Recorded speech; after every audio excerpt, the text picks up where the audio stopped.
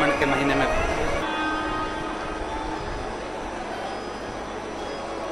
कभी कभी हम ये विचार करते हैं कि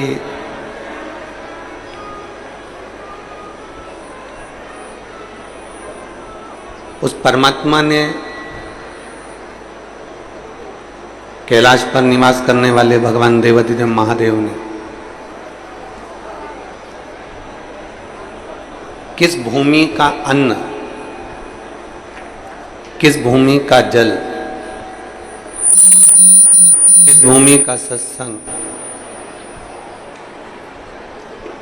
किस भूमि का कीर्तन, किस भूमि का भजन, किस भूमि का स्मरण करना है,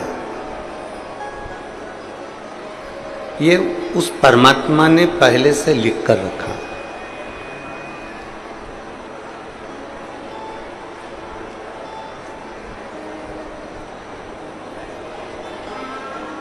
कहाँ भजन होना है, कहाँ कीर्तन होना है, कहाँ भोजन करना है, कहाँ का अन्न ग्रहण करना है, कितनी श्वास आपकी और हमारी चलेगी। 21,600 श्वास प्रतिदिन मनुष्य के शरीर से निकलती है। अभी 21,600 श्वास में से कौन सी श्वास आखिरी है, ये किसी को नहीं मालूम।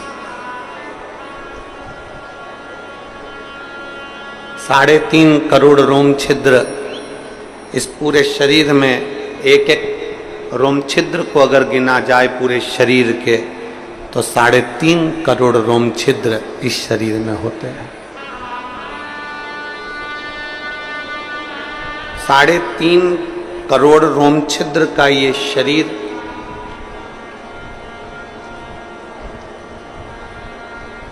हमने कितने रोम के बराबर भगवान का नाम लिया है, हमने कितने रोम के बराबर शिव नाम लिया है, ये हमारे ऊपर निर्भर करता है। 21,600 श्वास में से कौन सी श्वास आखिरी है, ये हमको नहीं मालूम, पर इतना जरूर मालूम है कि 3.5 करोड़ रोम छिद्र में से हम कितना भजन कर सकते हैं।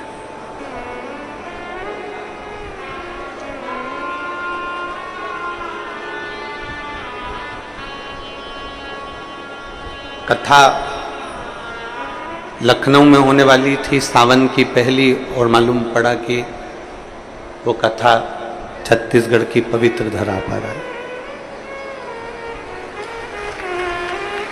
अर्थात भजन का बल, भक्ति का बल, स्मरण, ये सब खींच कर लाते। चुंबक देखिए आप लोगों ने, वो चुंबक को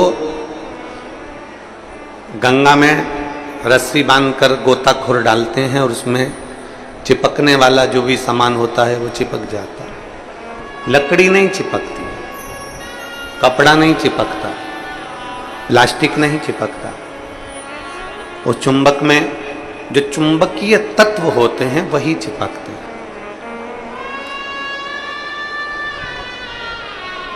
हम तो ये मानते हैं कि सावन के महीने में भी भोलेनाथ, एक जैसे लोग गंगा जी में चुंबक फेंकते हैं और उसमें जो चिपक गया वो चिपक गया, उसी तरह भोलेनाथ भी सावन के महीने में शिव महापुराण रूपी चुंबक को डालकर हिलाते रहते हैं। किसके भाग्य में है और कितने लोग चिपक सकते हैं ये उसी को मालूम है।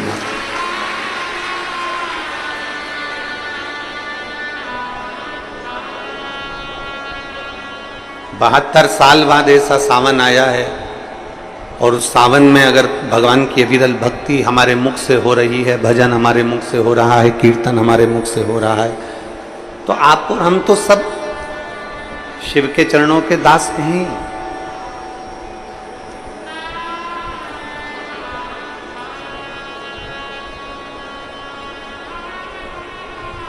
कहते हैं,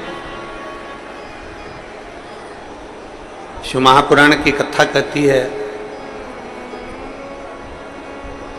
नौकरी ऐसी होना चाहिए, सर्विस ऐसी होना चाहिए जहां जाने का मन करे।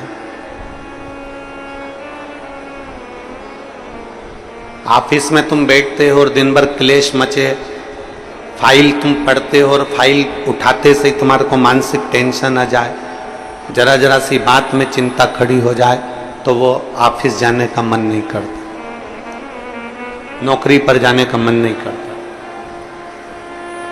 नौकरी ऐसी हो जहां जाने का मन करे और घर ऐसा हो जहां वापिस आने का मन करे। तो समझ, घर में अगर क्लेश हो रहा है, बहुत अशांति हो रही है, बहुत लड़ाई हो रही है, बहुत विवाद हो रहा है, कहीं सास का मुंह फूला रहे, कहीं बहू का मुंह फूला रहे, कहीं बेटे का, कहीं बेटी का, कहीं माँ का, कहीं पिता का, कहीं भाई, कहीं बंधु, इनके मुंह फूले रहे तो घर में आने का मन नहीं करता।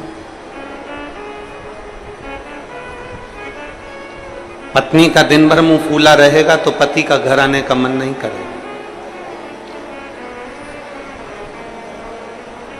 माँ बाप का अगर मुंह फूला रहेगा तो बच्चों का घर आने का मन नहीं करेगा।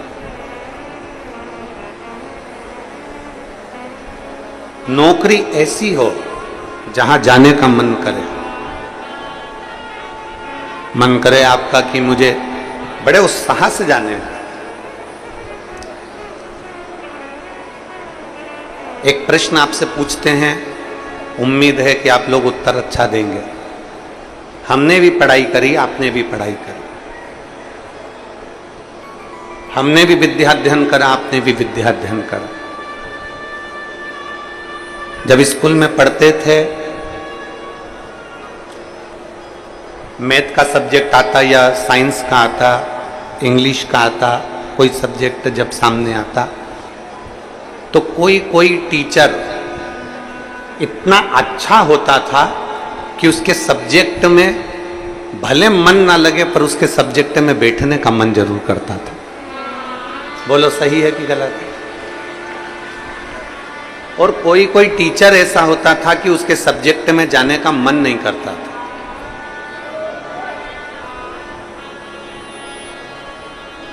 उनके सब्जेक्ट में जाने का मन नहीं करता। कोई टीचर इतना अच्छा, बहुत प्रेम से, बहुत स्नेह से, बहुत लाड़ प्यार से पढ़ाता है, बहुत स्नेह से पढ़ाता है तो उसके यहां जाने का मन कर जाता है। और कोई कोई टीचर ऐसा होता है कि वो पढ़ाता है पर उसके अंदर इतना क्रोध, इतना गुस्सा है, कहीं मारना, कहीं ठोकना, कहीं अपशब्द कहना, कहीं कुछ कहना, तो मन ही नहीं करता कि उस टीचर के पास में जाकर बैठा। पढ़ना है आपको,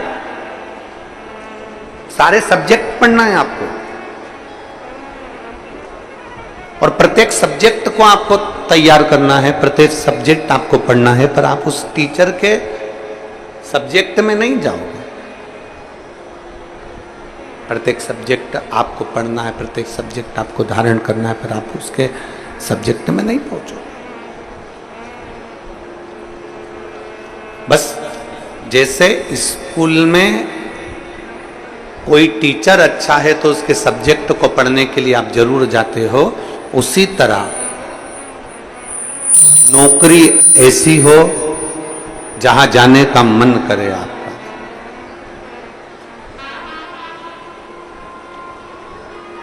नौकरी ऐसी होना चाहिए जहां तुम्हारा जाने का मन करे, जहां तुम्हारा बार बार मन करे, 5 भी बज जाए ना तो भी मन करे कि थोड़ा आधे घंटे और काम कर लूं, 1 घंटे और काम कर लूं, 15-20 मिनट और काम कर लूं।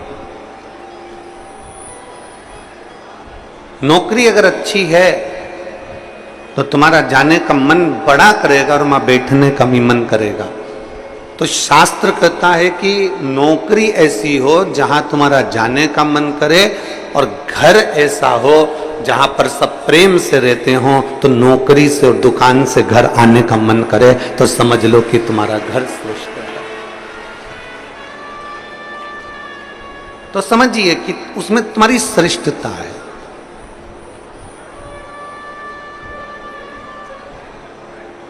जरा जरा सी बात में अगर क्लेश हो रहा है, जरा जरा सी बात में अपशब्द बोले जा रहे हैं, तो वो श्रेष्ठता नहीं करता। लोरमी वालों ने भी बहुत व्यवस्था कर रखी थी, परंतु कीचड़ इतना है मिट्टी काली है, पानी पड़ा हुआ है, इसलिए प्रशासन भी उस चीज को हाँ नहीं भर पाया, क्योंकि उनको दिखता है कि इतना लाखों में। अब आप देखिए कि 3 पंडाल बड़े बड़े डूम भरे पड़े हुए हैं, उधर भी बाहर भक्त हैं, उधर भी बाहर भक्त हैं, और इधर देखोगे तो चारों तरफ बाहर पूरे के पूरे भक्त भरे पड़े हुए हैं। प्रशासन भी ये चीज देखता है कि इतने शिव भक्त आएंगे तो वो आराम से कथा सुने, आराम से रहें, आराम से खाएं, आराम से अपना भजन कीर्तन करें और आराम से कथा श्रवण कर कर अपने अपने घर को जाएं, किसी को कोई कष्ट ना हो। ये प्रशासन भी देखता।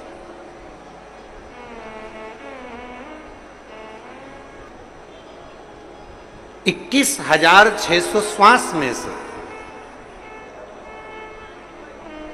21,600 श्वास जो चल रही है, उसमें से जितनी श्वास हम परमात्मा को दे सकते हैं उतना दीजिए। हम जितना भजन कर सकते हैं उतना भजन करें, हम जितना स्मरण कर सकते हैं उतना स्मरण करें। और तेरी कृपा बिना न हिले एक भी अणु, लेते हैं श्वास तेरी कृपा से तनो तनो। हे गंगाधार मुक्ति द्वार ओंकार तू, बोले ओंकार तू। आयो शरण तिहार शंभु तार तार तू। बखान क्या करूं मैं राखों के ढेर का, चपटी भभूत में खजाना कुबेर का। हे गंगाधार मुक्ति द्वार ओंकार तू, भोले ओंकार तू। आयो शरण तिहार शंभु तार तार तू। कहां प्रभु कृपा करे। एक एक श्वास, और श्वास में से भी जो श्वास आपको ठीक लगे वो परमात्मा को दीजिए।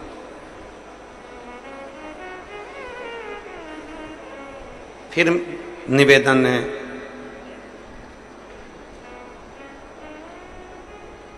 फिर निवेदन कि नौकरी पर वहीं जाना अच्छा लगता है जहां स्नेह हो।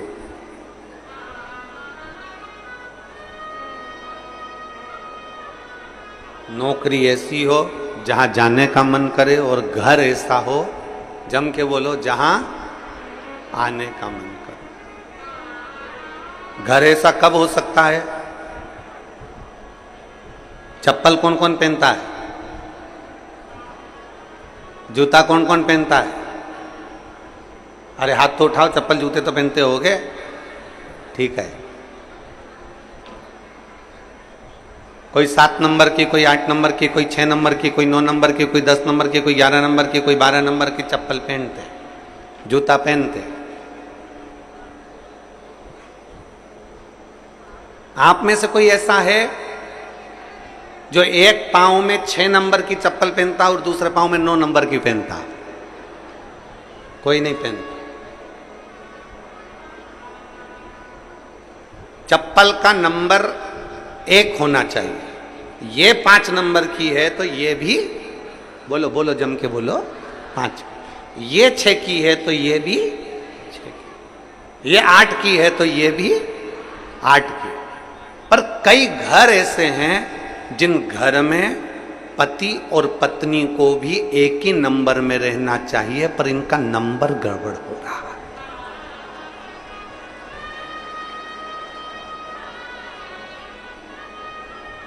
पति 8 नंबर में हो गया और पत्नी 6 नंबर में हो गई तो विवाद चालू हो गया। पत्नी 10 नंबर में हो गई और पति 7 नंबर में हो गया तो विवाद चालू। कितने चतुर हो आप सब। जितने श्रोता भाई बहन आस्था चैनल पर कथा सुन रहे हैं, फेसबुक यूट्यूब पर कथा सुन रहे हैं, जरा विचार करिएगा कि कितनी विद्वत्ता है आप में। आप दोनों पांव में चप्पल बराबर की पहनते हो, 6 number 6 number, 7 number 7 number, 8 number 8 number, 9 number 9 number बराबर की पहनते हो। एक ही नंबर की चप्पल दोनों पांव में पहनते हो और घर पर जाते हो तो विचार करते हो कि पत्नी से झगड़ा हो रहा है, पति से झगड़ा हो रहा है, बच्चों से झगड़ा हो रहा है, रिश्तों में झगड़ा हो रहा है, नातों में झगड़ा हो रहा है।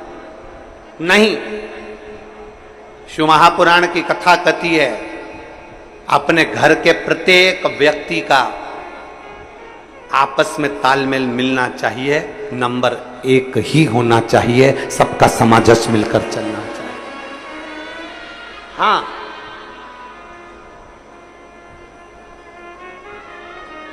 एक बात हो सकती है, कभी कभी तालमेल नहीं मिल पाता तो फिर आखिरी में छोड़ना पड़ता। तालमेल नहीं मिल पाता तो फिर छूटता। कोई कोई चप्पल जूता ऐसा होता है कि वो काटे जाए काटे जाए काटे जाए, पांव में छाला आ जाए, पांव में तकलीफ आ जाए, काटे जाए काटे जाए काटे जाए तो फिर छोड़ना पड़ता, फिर उसको नहीं रखना। ये तो मुझे बार बार काट रहा है, मुझे बार बार परेशान कर रही है, बार बार परेशान कर रही है, तो फिर काट छोड़, से रिश्ता नहीं।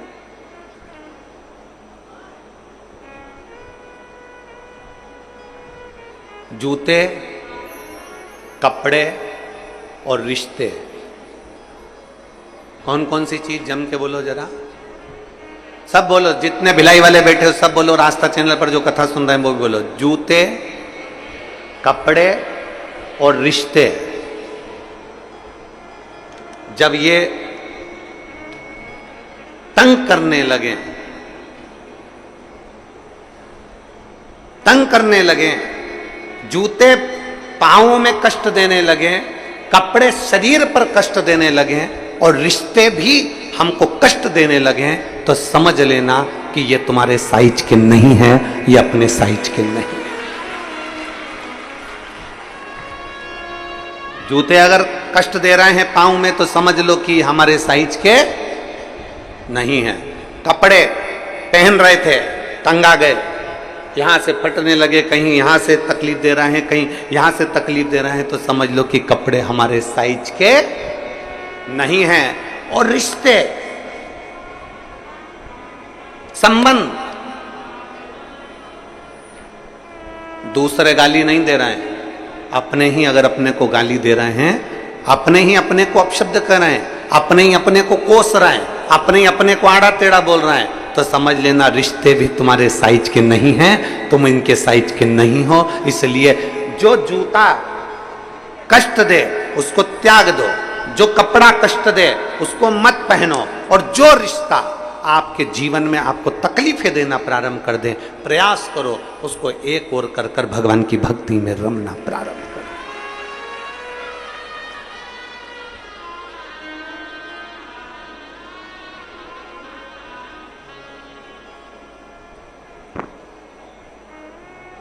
कमाई किसने करी? आपने। मेहनत किसने करी? आपने। मेहनत आपने करी है, कमाई आपने करी है, परिश्रम आपने करा है, दिन रात पसीना आपने बहाया, दिन रात मेहनत में आप लगे रहे, दिन रात मेहनत में आप लगे रहे, दिन रात तुमने एक कर दिया। दुनिया के लोगों को भले लगा कि पैसा कमाना सरल है, पर आपने पूरी जिंदगी कमाया तो आपको मालूम है कि कितनी मेहनत करी है।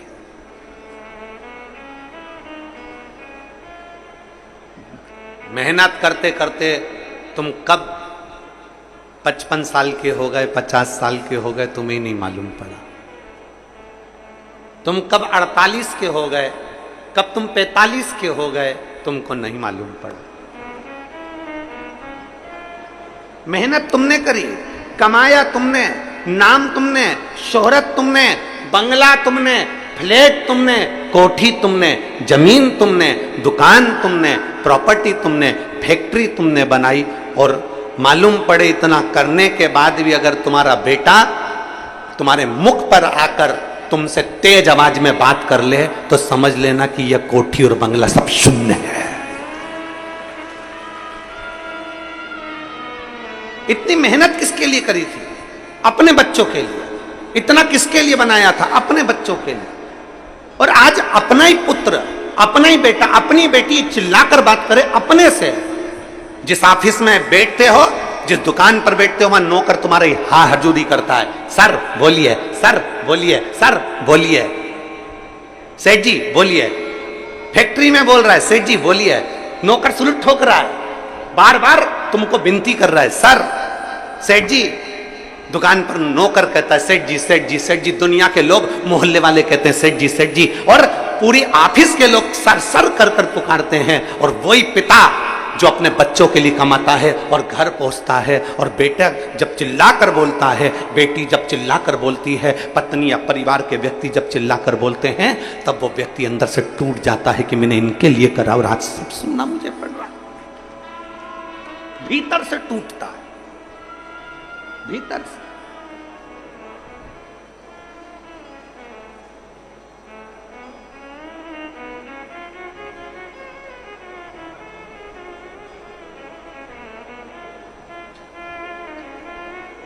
खूब पढ़ाओ बच्चों को। बेटा बेटी की एजुकेशन में कोई कमी नहीं आना चाहिए।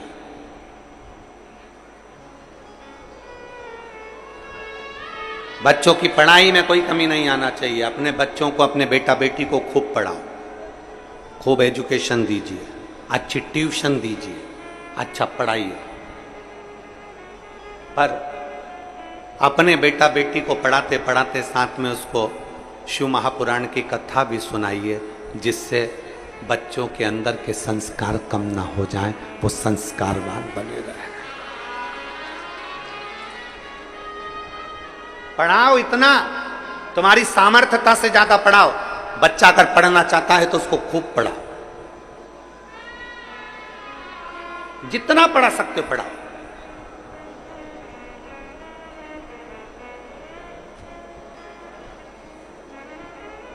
जितना जिसकी एजुकेशन है और जितना जिसमें बल है पढ़ने का,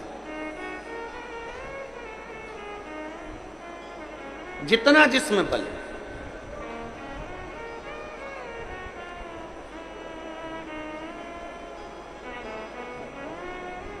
कभी बच्चों को पढ़ाने के साथ में अगर कोई पास के पड़ोसी के, कोई तुम्हारा नीचे काम करने वाला कोई सेवादार है, कोई चौकीदार, कोई आदि कादिक है, और उसका भी बच्चा पढ़ना चाहता है और उसके पास पैसा नहीं है, तो अपने पैसे से उसको एजुकेशन कराओ। अपना बेटा एक दिन बहुत बड़ा ऑफिसर बनेगा, और एक छोटे से व्यक्ति के बच्चे को तुमने पढ़ाया है और उसका बेटा भी जब ऑफिसर बनेगा, भले कोई भी भूल जाए, पर जिस बच्चे के लिए तुमने खर्चा कर कर उसको पढ़ाया है, वो बच्चा कभी जिंदगी में तुम्हारा एहसान नहीं भूलेगा, मरते दम तक। विद्या का दान दुनिया में सबसे बड़ा दान है। इसलिए हमारी विठलेश सेवा समिति भी, आप लोग सोचते होंगे कि हम जो दान देते हैं वो कहाँ जाता है, उस दान का हिस्सा कैसे किया जाता है, कभी विठलेश सेवा समिति में आकर देखिएगा। कभी आइए और उस समिति से आप पूछो। हमारे यहाँ एक रजिस्टर चलता है जिसमें जो बच्चे गरीब साधारण, जिनको बहुत पढ़ना है और उनकी ललकता है कि मैं बहुत कुछ कर सकता हूँ पर मेरे पास में धन नहीं है, बेटियां बेटे छोटे छोटे जिनके माँ बाप सब्जी का ठेला लगा रहे हैं, कहीं बर्तन मांज रहे हैं और वो बच्चे पढ़ना चाहते हैं, तो समिति उनका स्कूल का फीस जमा कर कर उनकी एजुकेशन कराने के लिए तत्पर रहती है। विद्या से बड़ा दुनिया में कोई दान नहीं, जितना मन सकता है दीजिए।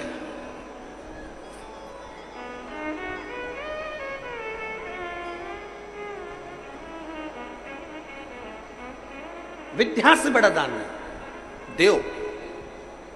कर सकते हो तो कर दो, पढ़ा लो, अपने बच्चों को भी अच्छी एजुकेशन दीजिए। और कोई चाहता है कि अंकल मुझे पढ़ना है, अंकल मुझे पढ़ना है,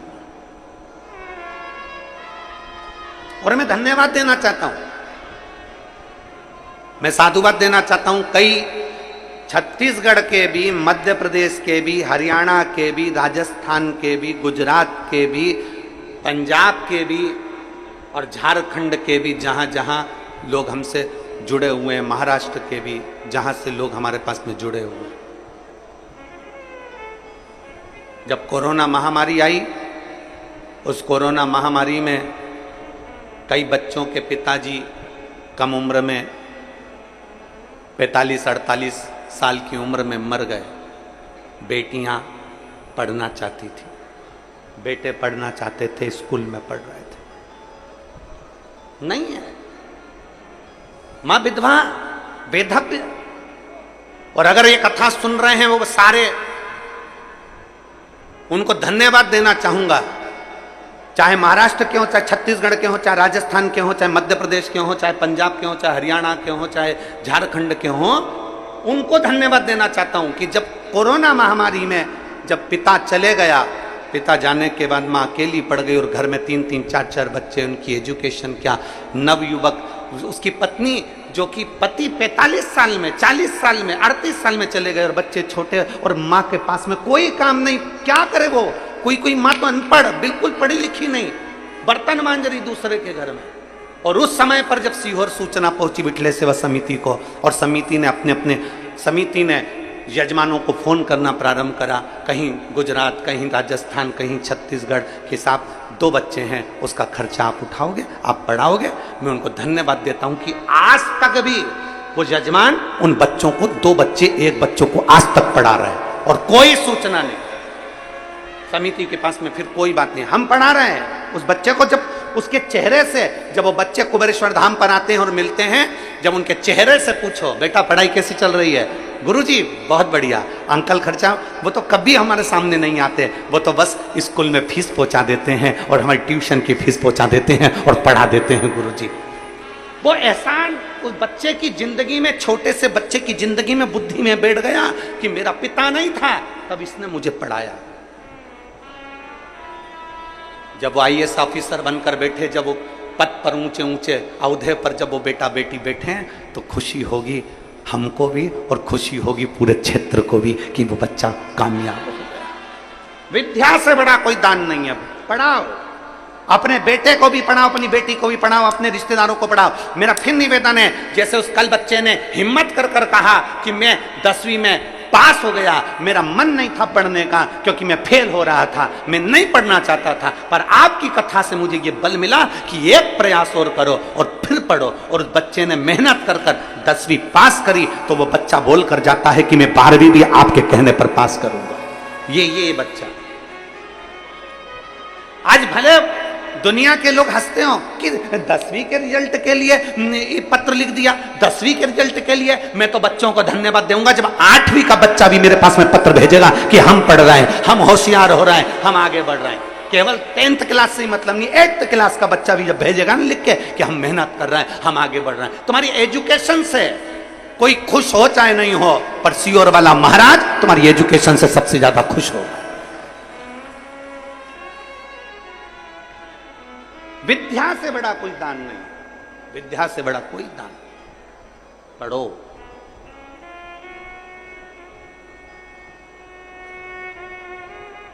पढ़ो, खूब पढ़ो। जितना अपने बच्चों को भी पढ़ाओ और साथ में प्रयास करो कि कोई अगर है और उसको जरूरत है एजुकेशन की, उसको पढ़ाए। दान। और मत बुरे कर्म कर बंदे, वरना पछताएगा। भगवान की आंखों से तू बच नहीं पाएगा, तू बच नहीं पाएगा। अरे ओ अज्ञानी, मत कर नादानी। अरे ओ अज्ञानी, मत कर नादानी।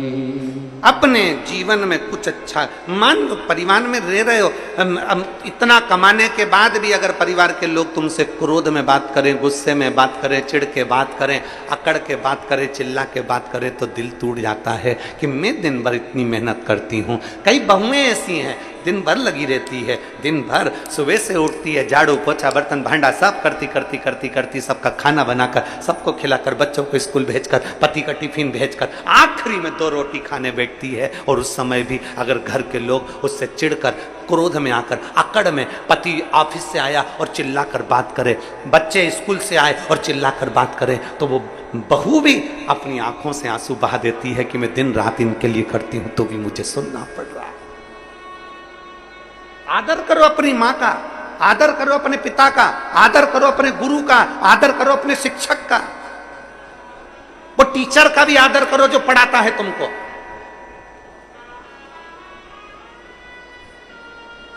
वो शिक्षक का आदर करिए जो शिक्षक तुमको एजुकेशन के लिए तत्पर करता है, पढ़ाता है। अपने बच्चे को छोड़कर एक महिला शिक्षक, चाहे वो महिला पुलिस हो, चाहे सरकारी नौकरी करने वाली महिला कोई हो, चाहे वो महिला शिक्षक हो, अपने बच्चे को घर छोड़कर आती है। और अपने बच्चे पर कम ध्यान देकर स्कूल के बच्चे पर अगर वो अच्छे से ध्यान दे रही है तो ये जान लेना कि तू एक बच्चे को छोड़कर 1000 बच्चे से तैयार कर रही है जो आने वाले समय में कहीं ना कहीं उच्च पद पर विराजमान हो। ना ध्यान दिया।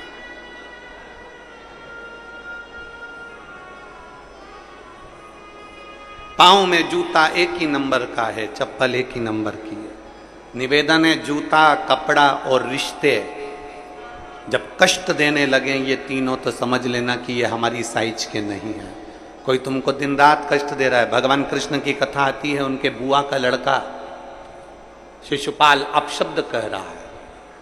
सग्गी बुआ का लड़का था भगवान कृष्ण की, सग्गी बुआ का बेटा था भगवान कृष्ण की, और गाली पर गाली दे रहा था। तो भगवान कृष्ण समझ गए थे कि जूता, कपड़े और रिश्ते जब कष्ट देने लगे तो समझ लो कि ये मेरे साइज के नहीं है, ये मेरी साइज के नहीं है।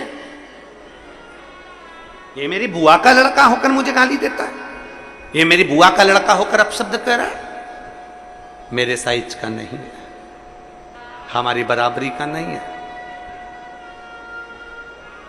कोई ऊंचे ऊंचे पद पर बैठकर भी अगर आपको गाली दे, अपशब्द दे, बद्दुआ दे तो समझ लो ये तुम्हारी साइज का नहीं है। बड़े ऊंचे ऊंचे पद पर बैठ गए और मालूम पड़े तुमको गाली दे रहे हैं, तुमको अपशब्द कर रहे हैं, तुमको बद्दुआ दे रहे हैं, तुमको आड़ा टेढ़ा कर रहे हैं, समझ लेना ये तुम्हारी साइज का नहीं है, ये तुम्हारी साइज का नहीं है।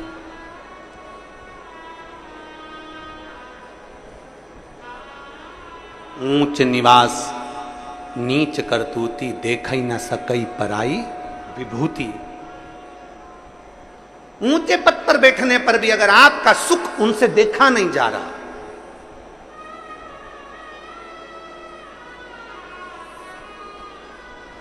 समझ लीजिए कि आपके साइज के नहीं है। आप अपनी भक्ति में लीन रहो, आप अपने भजन में लीन रहो। साल भर में एक बार सावन के महीने में ऑनलाइन शंकर का अभिषेक होता है। कितनी बार? जम के बोलो जरा। एक बार। और अब की बार तो 72 वर्ष के बाद ऐसा सावन आया है जिस सावन को सोमवार से चालू होकर सोमवार को विराम हो रहा है, और शिवरात्रि 2 अगस्त की पड़ रही है, और रात्रि के पहले पहर शाम के 7 बजे, मतलब पहले पहर की पूजन आप और हम, पूरी दुनिया के लोग, पूरे विश्व के लोग करेंगे। शाम को 7 बजे आपको कुछ मिले चाहे ना मिले, शिवलिंग मिट्टी का जरूर बनाओ, और साथ में बैठकर 7 बजे से 8 बजे तक आस्था चैनल चालू करो, मोबाइल चालू करो, टीवी चालू करो और भगवान शिव की आराधना करो। चलते चलते मान लो बीच में कहीं लाइट चली गई, नेटवर्क नहीं मिल रहा, तो चिंता मत करना। शिव जी को 1 लोटा जल और जो सामग्री लिखाई गई है अगर दिल से श्री शिवाय नमस्तुभ्यम कहकर भी चढ़ा दोगे तो भी मेरा शंकर खाली नहीं छोड़ेगा, तुम्हारा भंडार भर के।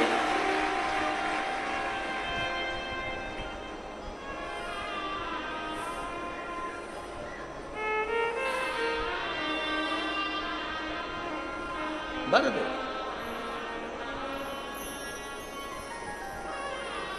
उत्साह के साथ पूजन करना। तुम्हें लगना चाहिए कि 2 अगस्त को मेरा बाबा मेरे घर आ रहा है। इतनी खुशी रखो उस दिन, इतनी प्रसन्नता रखो कि मेरा बाबा मेरे घर आ रहा है।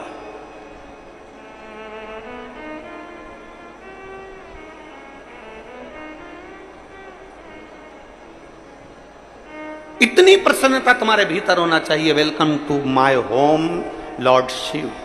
मेरे घर में आज शंकर आ रहे हैं, बड़ी प्रसन्नता का विषय, बड़ी खुशी का विषय। आज मेरे घर में मेरा शिव आ रहा है, मेरा शंकर। और शाम को जब 7 बजे से 8 बजे तक पूजन हो जाए, 8 बजे शंकर के उस शिवलिंग की थाली अपने सिर पर रखकर, थाली, नगाड़ा, ढोल, मंजीरा, ताली, घंटी बजाते हुए घर के बाहर जाकर पात्र में विसर्जन कर दो। नदी तालाब बाजू में हो और ज्यादा पानी नहीं हो तो वहां कर सकते, पर अपने घर के बाहर जाकर उसका विसर्जन प्रसन्न। और एक बेलपत्री शिवजी पे से चढ़ी हुई, वो 7 बेलपत्र में से एक बेलपत्र शंकर पे से चढ़ी हुई अपने पास, उसमें से कामना कर कर बाबा से, बाबा मेरी एक कामना, आज मैं प्रदोष काल में रात्रि के प्रथम पहर में शिवरात्रि का पूजन कर रही हूं। और कहते हैं रात्रि के पहले पहर की पूजन मां पार्वती जी ने भी करी है, मां सती ने, मां उमा ने करी है। जो जो मांगा भगवान शंकर ने रात्रि के पहली पहर की पूजन में वो दे दिया है, आपको भी मिलेगा। आप और हम ऑनलाइन पूजन को उसमें जुड़े करें, घर घर में शिवलिंग बने, घर घर में शंकर जाए, घर घर दरवाजा खोलकर मेरे बाबा का स्वागत करिए, मेरा शिव आ रहा है।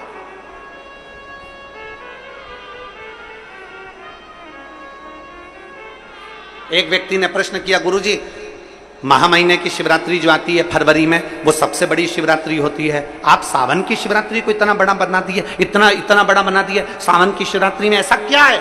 हमने कहा महाशिवरात्रि आती है तो भगवान शंकर पार्वती स्वयं आते हैं, पर पूरी सृष्टि का भार भगवान शंकर और पार्वती के हाथ में नहीं रहता, भगवान नारायण के हाथ में रहता है।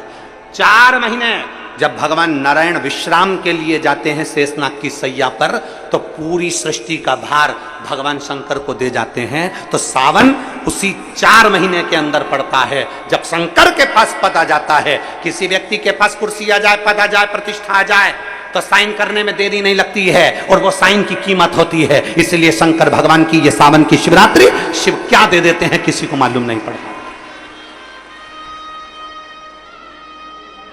मेरे भगवान शंकर किसका साइन कर दे, क्या दे दें, किसको दे दें? चोर को कुबेर बना देते हैं, भस्मासुर को अपना कंगर प्रदान कर देते हैं, लंकाधिपति रावण को सोने की लंका दे देते हैं। अगर कोई पूछे ये सब कुछ कब दिया गया, भस्मासुर को कंगन कब दिया? श्रावण के महीने में। लंकाधिपति रावण को लंका कब दी? श्रावण महीने में। कोई पूछे कि इतना सब चोर को कुबेर कब बनाया? श्रावण महीने में। क्योंकि 4 महीने मेरे शंकर के पास में पूरी सृष्टि का भार है।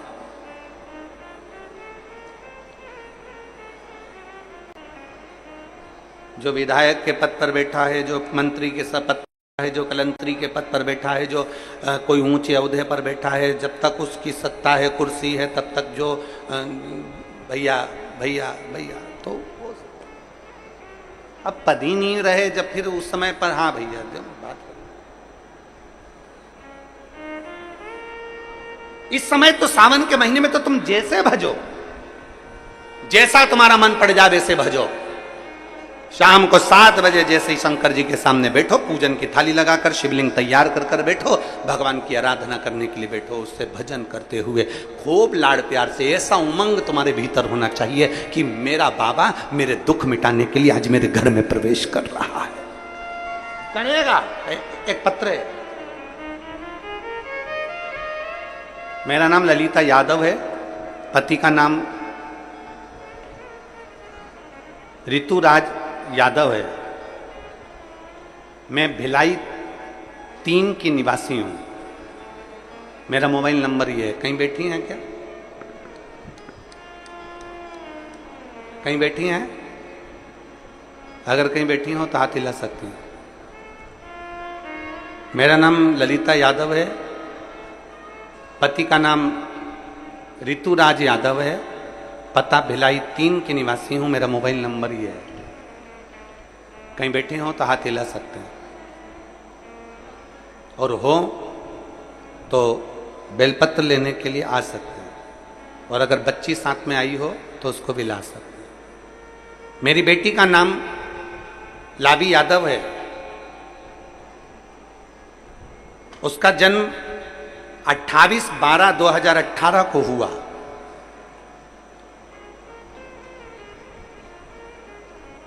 अभी क्या चल रहा है? जम के बोलो। 2024। जन्म कब हुआ है? 28/12/2018 को।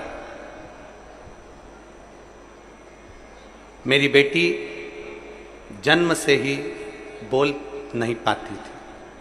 हम लोग बहुत परेशान हो गए, डॉक्टर को दिखाया तो उन्होंने सीटी स्कैन किया। सीटी स्कैन में आया कि ये बच्ची बोल नहीं सकेगी, इसके जन्म से ही इसकी जिह्वा, इसकी तालू बेकार, ये नहीं बोलेगी। डॉक्टरों ने कह दिया इसकी आवाज नहीं आ सकती कभी भी। अब करें तो करें क्या? 18 में जन्मी, 19, 20, 21, 22, 23 ये सब निकलता चले गया। अब करे क्या? बच्चे की आवाज नहीं आई, वाणी नहीं आई। तब किसी ने कहा, पड़ोस में एक दादी रहती हैं, उन्होंने कहा टीवी पर प्रदीप मिश्रा जी कथा करते हैं और शंकर की कथा का वाचन करते हैं। हमने सुना है कि शिव कथा सुनने वाले की सब मनोकामना पूर्ण होती है। तू टीवी के सामने उस बच्ची को बिठा, कथा सुनवा। छोटी सी बच्ची को हम टीवी के सामने बिठा देते, कथा सुनवाते। पशुपतिनाथ का व्रत करना प्रारंभ करा, शंकर पे चढ़ा हुआ जल पीना चालू करा। बच्ची को रोज मंदिर ले जाती, शिव जी का चढ़ा हुआ जल नंदी के पास बिठाती और पिलाती, और बेटी से कहती शिव का नाम ले, श्री शिवाय नमस्तुभ्यम बोल। बेटी बोल नहीं पाती, बहुत बहुत प्रयास किया। तब मेरे बाबा ने ऐसी कृपा करी गुरुदेव, नंदी के पास बैठकर श्री शिवाय नमस्तुभ्यम। लोग कहते हैं कि ये क्या दे दिया मिश्रा जी ने, पर कोई मुझसे पूछे श्री शिवाय नमस्तुभ्यम में क्या है, आज मेरी बेटी इतने सालों के बाद बोलना प्रारंभ कर दी। मैं बाबा को धन्यवाद देने के लिए, मैं बाबा को धन्यवाद देने के लिए आई हूं कि आज मेरी बेटी के मुख में वाणी आ गई। जो बोलती नहीं थी, निपट गूंगी, डॉक्टर ने कह दिया था ये नहीं बोल सकती, उसके मुख में वाणी, उसके मुख में वाणी। एक लाइन अच्छी लिखी है, आप और हम सब मिलके गुनगुनाते हैं। खाली ना जाता कोई दर से तुम्हारे, खाली ना जाता कोई दर से तुम्हारे, मैं भी खड़ी हूँ नंदी पाए पसारे, अपने हृदय से लगा लो, लगा लो, गिरा जा रहा हूँ, उठा लो, उठा लो, भोले अपने दर से अब तो ना टालो, गिरी जा रही हूँ, उठा लो। एक पत्र और है,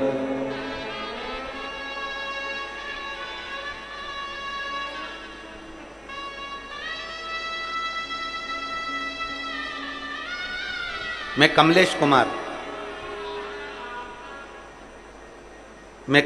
कुमार साहू, नाम लिखा है इन्होंने कुसारी डीही। सही बोले हैं हम? आप ही हैं? हाथ हिलाओ एक बार, श्री शिवाय नमस्तुभ्यम। कुसारी डीही, कन्हैयापुर चौक, दुर्ग के निवासी हैं। आइए, मेरा बेटा भावेश कुमार साहू, गोत्र गुरुपंच, जन्म से सुनता नहीं है और बोल भी नहीं पाता।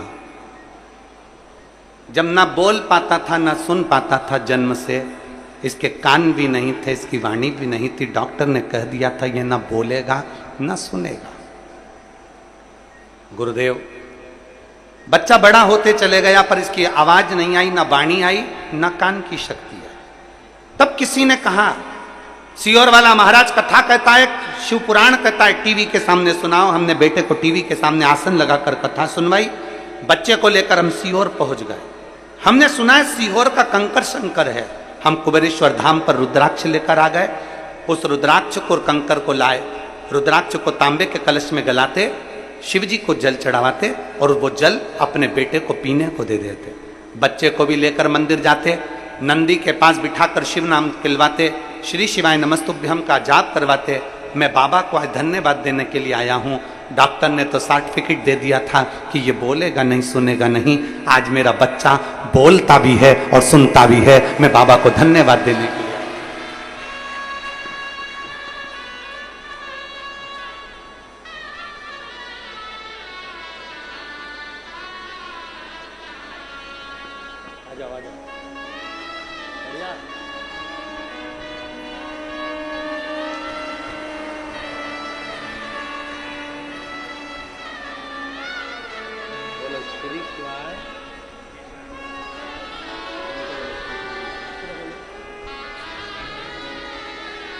माइक में ऊपर बैठो। श्री शिवाय नमस्तुभ्यम। नमः शिवाय। हर हर ओम नमः शिवाय। हर हर हाय हाय महादेव।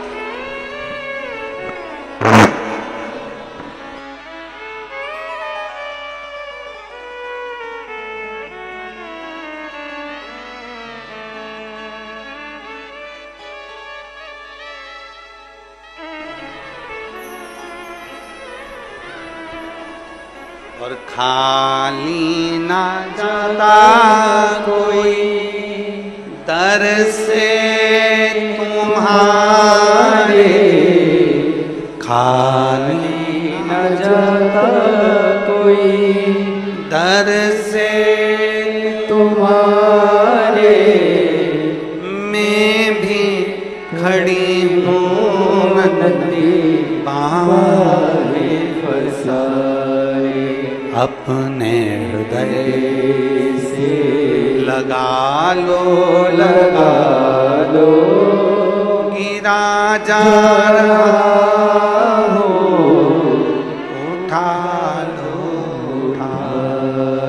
भोले अपने दर से, अब तो ना डालो गिरी जा रही हूँ, उठा लो।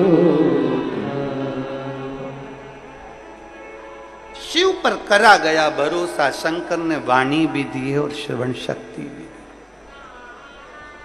पत्र में इस भाई ने लिखा,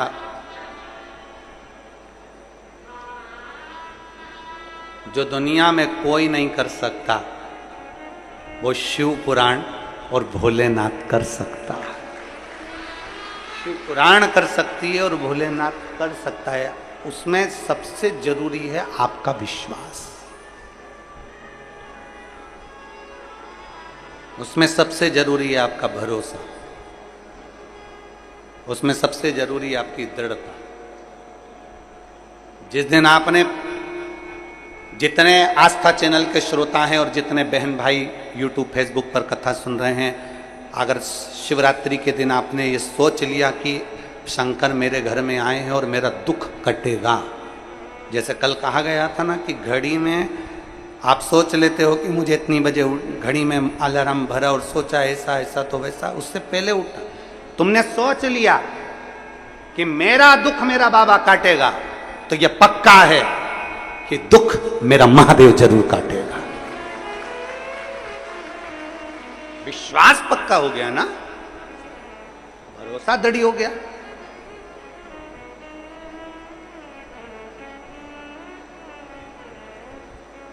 और मैंने तेरे ही भरोसे बाबा तेरे ही भरोसे हवा बिच उड़ती जावांगी बाबा डोर तो छड़ी में कट्टी जावांगी भोले मैं तेरी पतंग शंभो मैं तेरी हवा बिच उड़ती जावांगी बाबा डोर तो छड़ीना में कटी जावांगी भोले मैं तेरी पतंग शंभो मैं तेरी। विश्वास की जागरूकता अपने भीतर करो। जिस दिन विश्वास की जागरूकता हो गई उस दिन शिव मिलेगा। घर में रहो, परिवार में रहो, नातों में रहो, रिश्तों में रहो, कुटुंब में रहो, पर प्रेम के साथ रहो, स्नेह के साथ रहो, द्वेष के साथ नहीं, प्रेम के साथ। आइए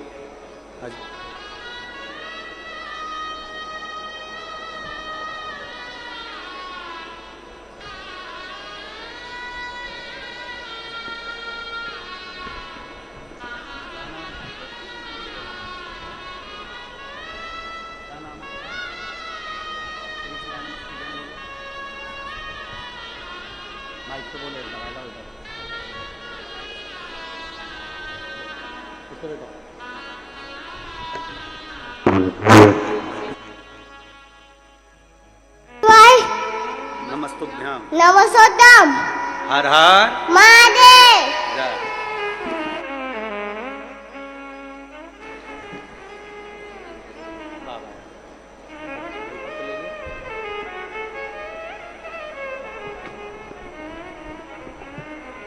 डॉक्टर ने कह दिया था कि इसकी आवाज और श्रवण शक्ति दोनों नहीं आएगी, पर लिखने वाले ने वो कहते हैं ना,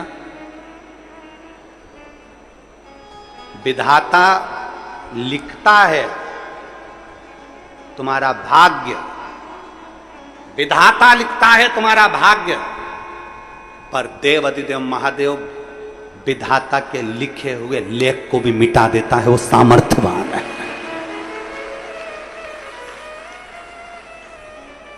सामर्थ्यवान।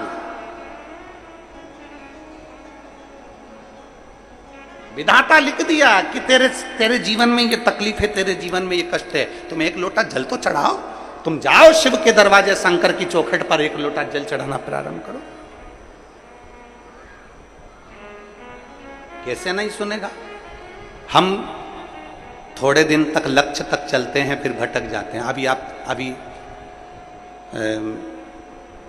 2 अगस्त की पूजन करोगे, उससे पहले लोग तुमको भड़काना प्रारंभ कर देंगे। श्रावण की शिवरात्रि की पूजन करोगे, उससे पहले लोग तुमको भड़काना प्रारंभ कर देंगे। ऑनलाइन से क्या होगा, कैसे होगा, क्या नहीं होगा, भड़काएंगे, जिससे तुम पूजा से विमुख हो जाओ। भगवान भी चाहते हैं, क्योंकि तू पूजन करेगी तो मुझे देना पड़ेगा, और तू किसी के कहने में आ गई और तूने पूजन छोड़ दी तो तुझे देना नहीं पड़ेगा। भगवान भी ये चाहते हैं, अगर सब पूजन करेंगे तो मुझे देना पड़ेगा, सबका भंडार बनना पड़ेगा, सब पे करुणा करना पड़ेगा। इसलिए कई मैसेज आएंगे, कई तरह के लोग भड़काएंगे, कई तरह के लोग आग लगाएंगे। तब अपनी बुद्धि में ये विचार कर लेना, अपना टीवी का रिमोट जैसे अपने हाथ में होता है तो अपना मन चाहा नाटक देखते हैं, मन चाहा कथा सुनते हैं। अपना रिमोट, अपनी सोच का रिमोट, आपका खुद का रिमोट किसी दूसरे के हाथ में मत देना। कोई कहे बैठ जाओ, बैठ गए। कोई ने आपको गाली दे दी, आप रोने बैठ गए। किसी ने अपशब्द कह दिया, आप रोने बैठ गए। किसी ने कुछ बोल दिया, आपको दुख हो गया। नहीं, अपना रिमोट अपने पास में रखिए। आग लगे बस्ती में, अपन रहो मस्ती में। कोई कुछ भी कहे, अपने को जैसा जीना है वैसे जियो, अपने को जैसा जीना है वैसा जियो, फुल एंजॉय में अलमस्त होकर जियो।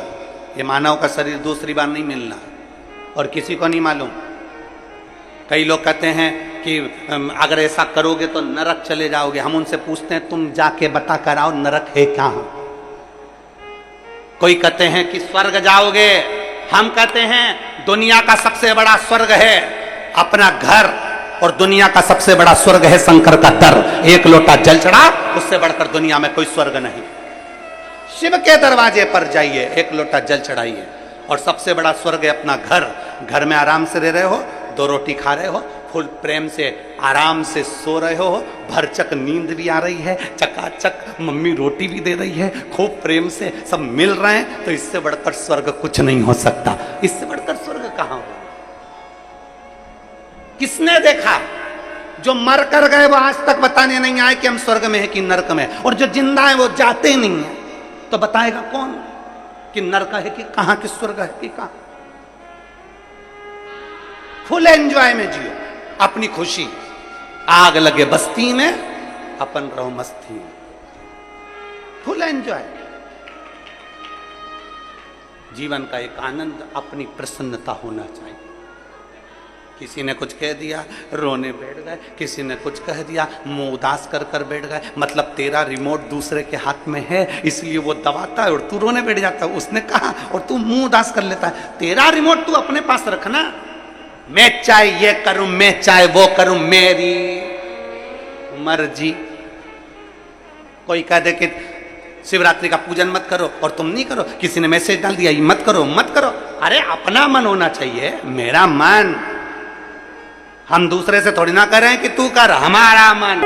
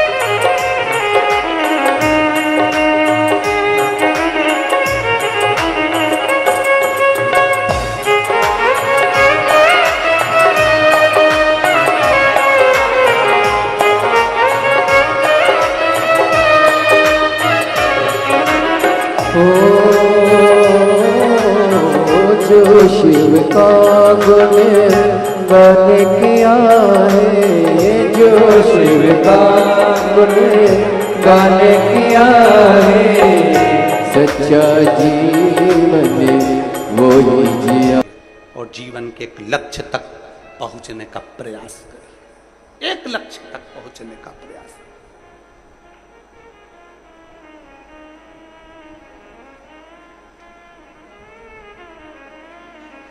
और नमामि शमीशा निर्वाण रूपम विभुं व्यापकं ब्रह्म वेद स्वरूपम।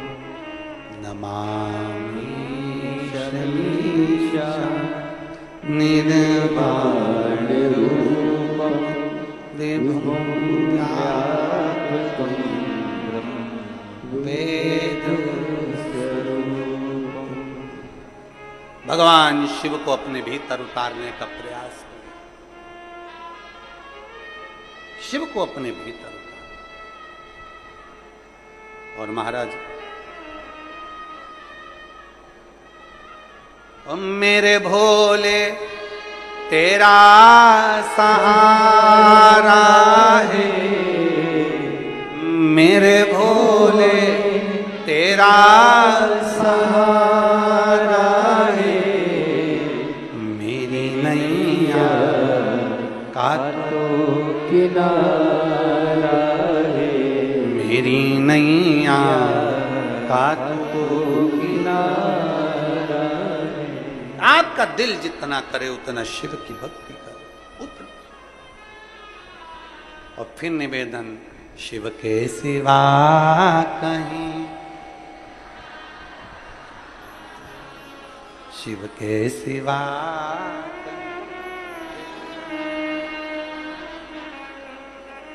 वरना पड़ेगा तुझे आंसू बहाना, वरना पड़ेगा तुझे आंसू बहाना। शिव के सिवा कहीं दिल ना लगाना, शिव के सिवा कहीं दिल ना लगाना, शिव के सिवा कहीं दिल ना लगाना, शिव के सिवा कहीं दिल ना लगाना। वरना पड़ेगा तुझे आंसू बहाना, वरना पड़ेगा तुझे आंसू बहाना। शिव के सिवा कहीं दिल ना लगाना, शिव के सिवा कहीं दिल ना लगाना। शंभो।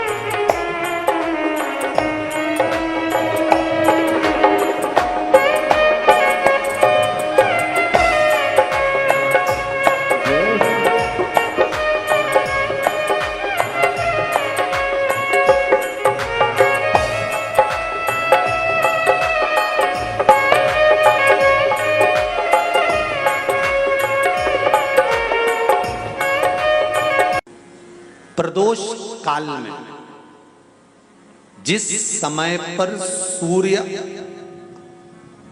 अस्त हो रहा हो, सूर्य डूबने का जब समय हो, चंद्रमा के आने का जब समय हो, इन दोनों समय की जो गणना है ये प्रदोष कहलाती है। प्रदोष का मतलब होता है जिंदगी में करे हुए सारे दोषों को शंकर का नाम लेकर, शंकर की पूजन कर कर अपने दोष को शंकर को समर्पित कर देना, ये प्रदोष कहलाता है। कितने लोग हैं जो प्रदोष का व्रत करते हैं? रख लीजिए, बहुत बहुत धन्यवाद। ये प्रदोष कहलाता है।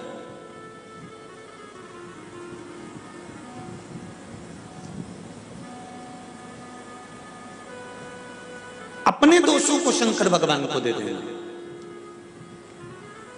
शाम को 4 बजे से लेकर 7 बजे के बीच में शंकर और पार्वती के भ्रमण का समय रहता है। मेरे देवाधिदेव महादेव और माता पार्वती के भ्रमण का समय, भगवान शंकर पार्वती घूमने को निकल गए। इसलिए हमारा सनातन धर्म कहता है शाम के समय पर माताओं को झाड़ू नहीं लगाना चाहिए, शाम के समय पर माताओं को चूड़ी बिछिया नहीं बदलना चाहिए, शाम के समय पर माताओं को मांग में सिंदूरा नहीं भरना चाहिए, शाम के समय पर माताओं को बाल नहीं बांधना चाहिए, शाम के समय पर माताओं को चौखट पर नहीं बैठना चाहिए। उसका कारण क्या है? क्योंकि पार्वती जी ने भगवान भोलेनाथ जी से कहा था कि तुम मुझे रोज शाम के समय प्रदोष काल में भ्रमण के लिए लेकर जाते हो, मेरे लिए आज्ञा क्या है। शंकर भगवान ने कहा सुनो पार्वती, मंदिर के अंदर नंदी रहता है, जाने वाला यात्री जब मंदिर में मेरा दर्शन करने आता है तो नंदी के कानों में कहकर जाता है कि शिव जी को मेरे यहाँ लेकर आना। मैं नंदी के अनुसार उनके घर जाता हूँ, मेरा काम है उनका कल्याण करना और तेरा काम है उनके घर की नारी को अखंड सौभाग्यवती का वर प्रदान करना, ये तेरा काम। तब पार्वती माता ने कहा अखंड सौभाग्यवती होने का वर मैं तो दे दूंगी, पर उस समय पर माताएं चूड़ी बदल रही होगी, हाथ से चूड़ी निकाल रही होगी तो मैं वर कैसे दे सकती हूँ, मांग भर रही होगी तो मैं वर कैसे दे सकती हूँ, उस समय पर चूड़ी बिछिया बदला जा रहा होगा तो मैं वर कैसे दे सकती हूँ, उस समय पर झाड़ू लग रही होगी तो मैं लक्ष्मी को वहां कैसे भेज सकती हूँ, आप बताओ। तो शंकर भगवान ने कहा प्रदोष का समय एक ऐसा समय होता है, शाम का समय ऐसा होता है जिस समय पर केवल शंकर और पार्वती की आराधना का समय होता है। हम तो कई लोगों से कहते हैं अगर आपके यहां संपदा नहीं आ रही है, बहुत मेहनत कर रहे हो, फल नहीं मिल रहा, कहीं नौकरी, कहीं सर्विस या कहीं व्यापार या व्यवसाय में कहीं तकलीफ आ रही है, हम सबसे कहते हैं शाम का समय पकड़ लो, शंकर जी के मंदिर में दिया लगाना प्रारंभ कर दो। शिव मंदिर में अगर दिया नहीं लगा रहे हो तो बेलपत्री के पेड़ के नीचे दिया लगा दो। बेलपत्री और शंकर जी के मंदिर में दिया नहीं लगा रहे तो शंकर जी के मंदिर के बाहर चौखट पर दिया लगा दो। इतना भी नहीं कर सकते तो अपने घर के बाहर अपने द्वार पर दिया लगा दो, पर शंकर जी के नाम का श्री शिवाय नमस्तुभ्यम बोलकर शंकर भगवान को याद कर कर अपनी कामना कर कर बाबा का स्मरण कर कर पंचाक्षर मंत्र नमः शिवाय, षडाक्षर मंत्र ओम नमः शिवाय, द्वादशाक्षर मंत्र ओम नमो भगवते वासुदेवाय, जो मंत्र तुमको याद है उसका स्मरण कर कर लक्ष्मी हो चाहे नारायण हो चाहे राम हो चाहे कृष्ण हो स्मरण कर कर शाम के समय बाहर दिया लगा दो, दरवाजे के पास लगा दो, वो सुनेगा जरूर, आएगा तो उसका वेलकम जरूर होगा और वो कुछ देकर जरूर जाएगा।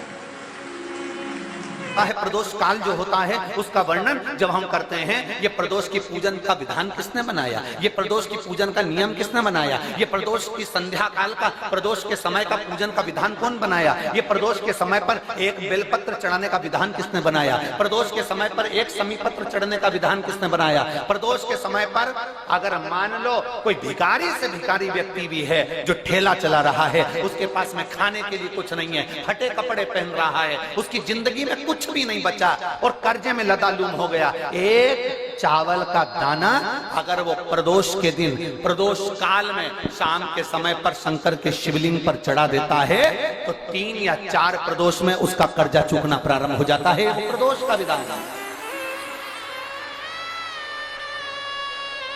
इतना ये प्रदोष का वर्णन करा किसने, इतना प्रदोष की महत्वता बताई किसने, कौन करे इतना वर्णन।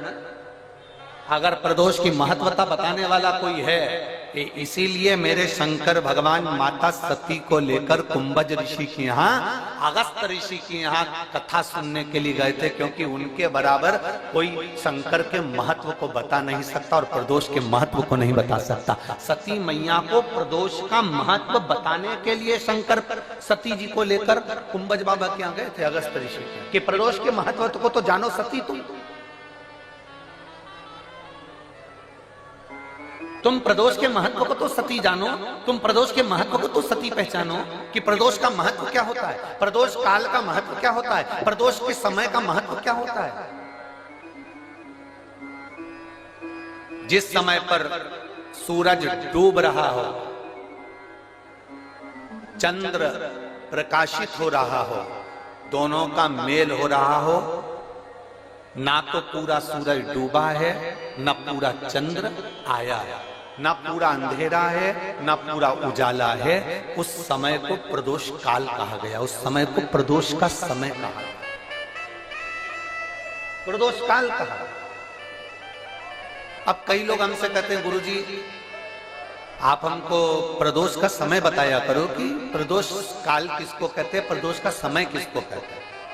अब एक बात हम आप सबसे कहना चाहते हैं, जितने लोग आस्था चैनल पर सुन रहे हैं, जितने फेसबुक यूट्यूब पर सुन रहे हैं, और जितने रेवाड़ी की इस पवित्र धरा पर कथा को सुन रहे हैं, आप सबसे एक बात कहना चाहिए, अगर हम समय देखकर बताएं आपको कि शाम को 6 बजे, 6:30 बजे, 6:30 पे लेकर 7:30 के बीच में ये समय है, या 5:30 से लेकर 6:30 तक का ये समय है, या हम तुमको बोल दें कि इतनी बजे ये समय प्रदोष काल का रहेगा या इतनी बजे ये समय रहेगा, तो देखिए कभी कभी ठंड का समय आता है तो दिन जल्दी ढल जाता है, कभी कभी गर्मी का समय रहता है तो दिन बहुत लेट ढलता है।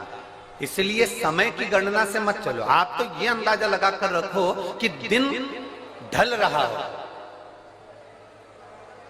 अंधेरा होना शुरू हो रहा हो, सूरज डूब रहा हो, चंद्र प्रकाशित हो रहा हो, अंधेरा अपना काम कर रहा है, सूरज ढलता जा रहा है, दिन कम होते चले जा रहा है और अंधेरा थोड़ा बढ़ते चले जा रहा है। इन दोनों का जो मिलन का समय हो, अब वो कितनी भी बजे, आप तो बस उसके मिलन का समय निकाल लो, वही समय प्रदोष काल कहलाता है, वही समय प्रदोष काल।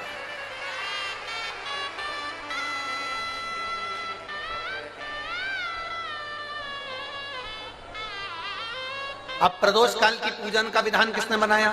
कोई आपसे पूछे तो क्या बताओगे? जम के बोलो जल्दी से, कौन ने बताया था? अगस्त ऋषि। सबसे पहले प्रदोष की पूजन कौन ने करी थी? अब कोई आपसे पूछे तो आपको उत्तर देना है। 12 ज्योतिर्लिंग में से एक ज्योतिर्लिंग है ओमकारेश्वर। कौन सा ज्योतिर्लिंग है? सब बोलो। ओमकारेश्वर। विंध्य नामक पर्वत पर वो ज्योतिर्लिंग विराजमान। एक बार देवऋषि नारद भ्रमण करते करते विंध्य पर्वत पर आ गए। अब नारद जी का तो काम तुमको सबको मालूम ही है ना। नारद जी का काम तो मालूम है ना सबको। क्या काम है उनका? दुनिया के लोग कहते हैं नारद जी का काम है चुगली करने का, पर शिव महापुराण की कथा कहती है नारद जी का काम चुगली करने का नहीं है। नारद जी का काम किसी व्यक्ति को अग्नि प्रज्वलित कर कर, किसी व्यक्ति में आग प्रज्वलित कर कर, किसी व्यक्ति के हृदय को जलाकर भगवान की भक्ति को प्रकट करने की सामर्थ्यता देवऋषि नारद। लोग कहते हैं नारद जी का काम चुगली करने का है, लोग कहते हैं नारद जी का काम निंदा करने का है। निंदा करने का नहीं, निंदा के माध्यम से भगवान की भक्ति प्रकट करना। किसी के अंदर इतनी जलन उत्पन्न कर देना कि वो तप करने बैठ जाए, किसी की इतनी बड़ाई कर देना कि वो भगवान की भक्ति से जुड़ जाए। ये देवऋषि नारद का काम। दुनिया के लोग, दुनिया के कथाकार कहते हैं कि देवऋषि नारद निंदक है, देवऋषि नारद चुगलखोर है, देवऋषि नारद निंदा करते हैं। ये दुनिया के लोगों ने एक पक्ष देखा। अगर दूसरा पक्ष देखते तो मालूम पड़ता कि देवऋषि नारद निंदक नहीं है। देवऋषि नारद जो देवऋषि नारद हैं वो चुगलखोर नहीं है। देवऋषि नारद अपनी वाणी से किसी के अंदर अग्नि उत्पन्न कर कर उसको इतना अंदर से जला देते हैं कि वो भगवान को प्राप्त करने के लिए फिर कुछ ना कुछ प्रयास कर ही लेता है। जब जब देवऋषि नारद ने निंदा करी, जब जब देवऋषि नारद ने चुगली करी, तब तक देवता को प्रकट होना पड़ा।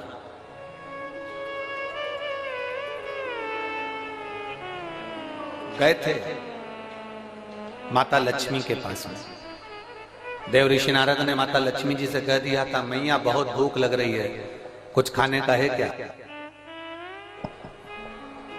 बहुत तेज भूख लगी है, कुछ खाने का है आपके पास में? मैया ने अंदर से जाकर मोतीचूर का लड्डू ला कर दे दिया।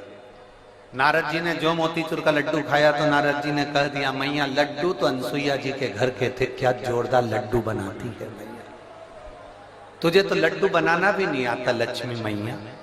अब तो लक्ष्मी जी को क्रोध आ गया।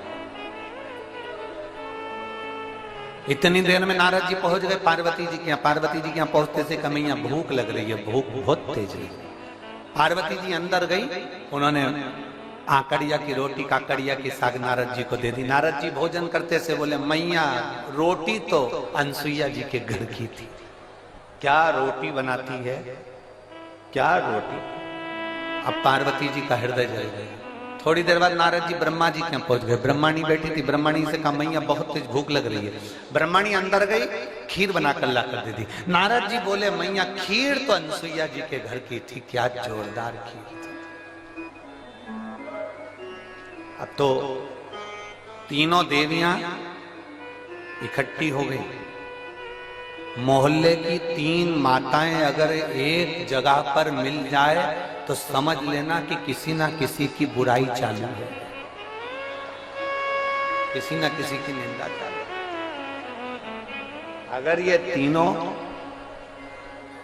एक जगह पर मिल गई है ना तो जरूर किसी ना किसी की निंदा चल रही है, किसी ना किसी की बुराई चल रही है, पक्का।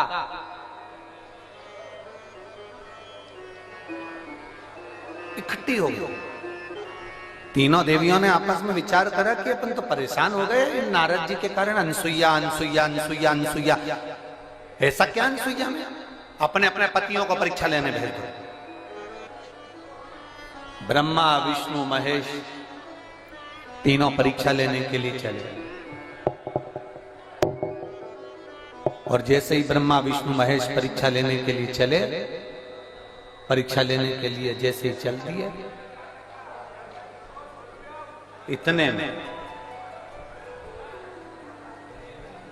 तीनों दरवाजे पर पहुंचकर भिक्षा मांग रहे हैं। माता भिक्षाम दे, माता भिक्षाम दे, माता भिक्षाम दे। अनसुईया जी बाहर निकल कर आई। और माता अनसुईया जब बाहर निकल कर आई और माता अनसुईया जी ने जो दर्शन किया, दर्शन करते से ही माता अनसुईया जी ने पूछा, देवताओं आपको क्या चाहिए? तो कि भिक्षा चाहिए। अनसुईया जी अंदर गई, पात्र में थोड़ी सी भिक्षा लेकर आई, अन्न का दान देने लगी। इतने देर में जब अन्न का दान देने लगी, तब उसी समय पर अनसुईया जी जब अन्न का दान दे रही थी, तब तीनों देवताओं ने खड़े होकर कह दिया, हमको भिक्षा ऐसे नहीं चाहिए,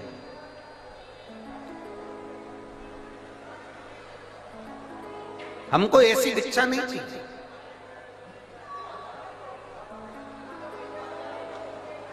हमको ये भिक्षा नहीं,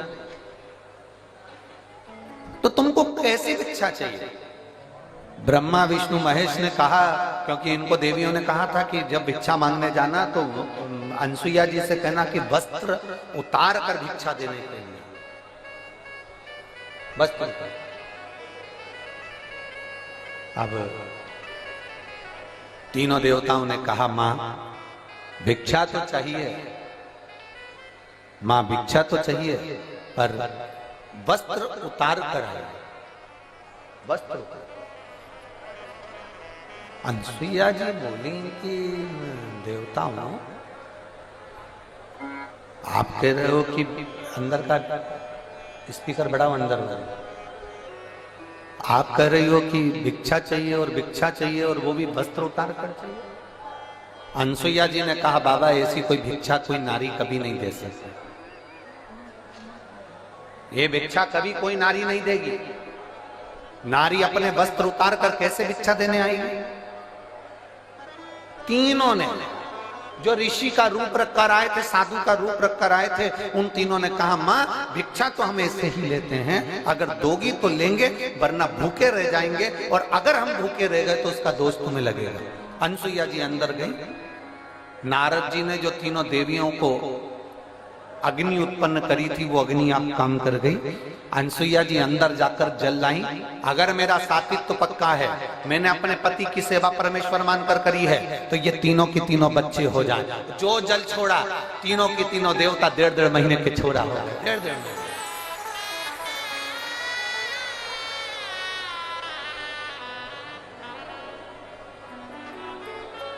अंत ऋषि थे। अनसुईया जी ने विश्वकर्मा जी का ध्यान कर कर चंदन का पन्ना बनवाया, रेशम की डोरी लगाई।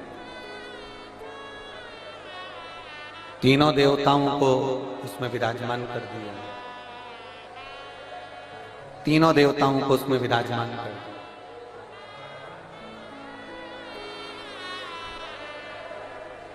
और तीनों देवता उसमें विराजमान हो गए।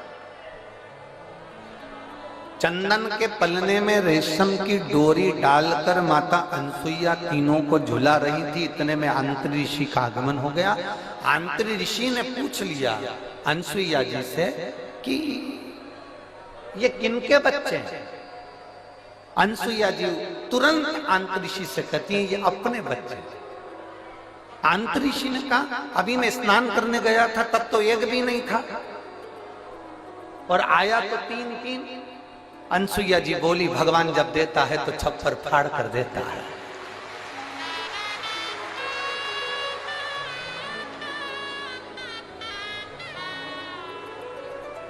और माता अनसुईया ने डाल दिया पालना, बन करके झूल रहे तीन देवना। झूल अब नारद जी का काम देखिए। दुनिया के लोग कहते हैं नारद निंदा करते हैं, दुनिया के लोग कहते हैं नारद चुगली करते हैं। अगर नारद नहीं होते तो चंद्र प्रकट नहीं होते, अगर नारद नहीं होते तो दुर्वासा प्रकट नहीं होते, अगर नारद नहीं होते तो दत्तात्रेय भगवान प्रकट नहीं होते, अगर नारद नहीं होते।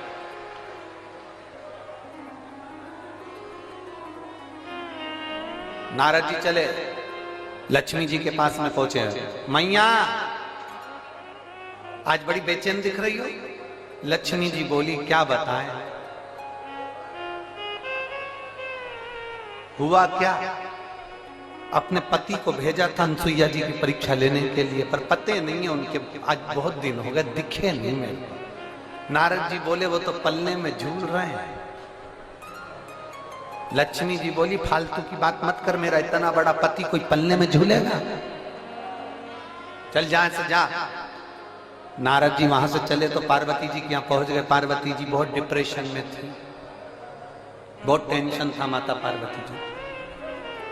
भगवान देवऋषि नारद ने पूछा माँ आप बहुत चिंता में दिख रही हो। नारद जी बोले तो पार्वती जी बोली बहुत चिंता है, मेरी सहेलियों के कहने पर मैंने मेरे पति को परीक्षा लेने भेजा था तो अभी तक पते नहीं है, और मेरे पति को तो कोई पकड़ भी नहीं सकता, कोई उनका किडनैप भी नहीं कर सकता, क्योंकि उनके गले में बब्बा पड़ा है। किसके बाप में दम है कि मेरे पति को पकड़ ले, दम चाहिए। मैया पल्ले में झूल रहे हैं। सरस्वती मैया से भी कह दिया पल्ले में झूल रहे हैं। तीनों देवियों ने नारद जी के चरण पकड़ लिए। नारद रुक जा, तो ये बता कि हम हमारे पति को कैसे लेकर आए। नारद जी ने कहा जैसे तुम्हारे पति मांगने गए थे वैसे तुम भी चली जाओ। तीनों ने ब्राह्मण की पत्नी का रूप लिया। दरवाजे पर अनसुईया जी के पहुंच गई। अनसुईया जी के दरवाजे पर जाकर तीनों देवियों ने आवाज लगाई, माता भिक्षाम दे, माता भिक्षाम दे, माता भिक्षाम दे, माता भिक्षाम दे। बार बार आवाज लगाई जाए, बार बार आवाज लगाई जा रही है, माता भिक्षाम दे, माता भिक्षाम दे, माता भिक्षाम दे।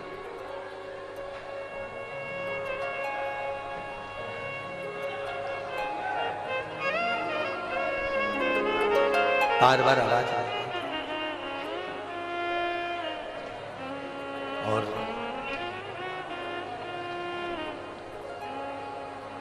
जैसे ही आवाज लगाई पार्वती मैया निकल, अनसुईया मैया निकल कर बाहर आई। जो अनसुईया मैया निकल कर बाहर आती इतने में अंतरी ऋषि ने आवाज लगाई, अनसुईया कहां जा रही हो। अनसुईया रुक गई, दरवाजा बंद है, तीनों देवियां बाहर। लक्ष्मी ने पार्वती से कहा पार्वती जरा देखो तो अंदर अपने पति हैं भी कि नहीं है। पार्वती जी ने सरस्वती से कहा तुम अंदर झांक कर देखो। पति अंदर है कि नहीं है। सरस्वती मैया दरवाजे में एक छोटी सी सरंग थी, पतली सी सरंग। उस सरंग में से सरस्वती अंदर झांक कर देख रही थी।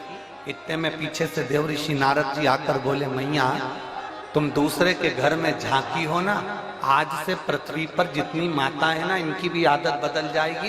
ये जब भी कपड़ा सुखाने ऊपर जाएगी तो पड़ोसी की छत जरूर ढाक के आएगी।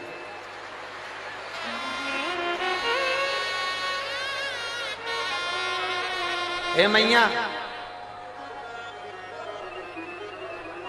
होली पे दिवाली पे अपने यहाँ पर पपड़िया बनी कि नहीं बनी, गुजिया बना कि नहीं बना, मठरी बनी कि नहीं बनी, चकली बनी कि नहीं बनी, अपने घर पर अचार डला कि नहीं डला, अपने घर पर कुछ काम हुआ कि नहीं हुआ, इनको कोई मतलब नहीं रहेगा। पड़ोसी क्या जरूर देखेगी तूने क्या बनाया, उससे जरूर।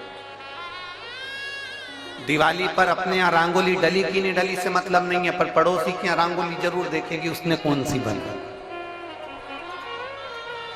क्योंकि मां आप झांकी हो, आप झांकी हो, इसलिए ये गुण आ जाएगा। जब सुना, थोड़ी देर बाद माता अनसुईया जी ने दरवाजा खोला। जैसे दरवाजा खोला, तीनों देवियां चरणों में पड़ गईं। तीनों देवियां। आंत ऋषि ने अनसुईया जी से पूछा, ये कौन है? अनसुईया जी बोली, ये अपनी बहुएं हैं। आंतरी ऋषि बोले, बेटे इत्ते से बहु साथ साथ हाथ। इतने में तुरंत अनसुईया जी ने तीनों से कहा, तुम्हारे ससुर जी हैं, पांव पड़ो, पांव पड़ो जल्दी से। तीनों देवियों ने आंतरी ऋषि के चरण छुए। आंतरी ऋषि ने अनसुईया जी का हाथ पकड़ा और एक कोने में ले जाकर पूछा, अनसुईया पागल हो गई है? बेटे इत्ते से और बहू लिया साथ साथ हाथ की, तुझमें अक्ल वकल नहीं है क्या? बिल्कुल भी। इतने से बच्चे की कोई शादी करते हैं जो इतनी बड़ी बड़ी बहुएं लेकर आ गई? इतने में अनसुईया जी बोली अपने पति से, स्वामी आजकल की बहुएं कमाता हुआ पति मिल जाता है, लेकर के अलग हो जाती हैं। हमने कैसे पाल पोस कर बड़ा करा हम जानती हैं, अब बड़ा करेगी तब मालूम पड़ेगा, ले जा।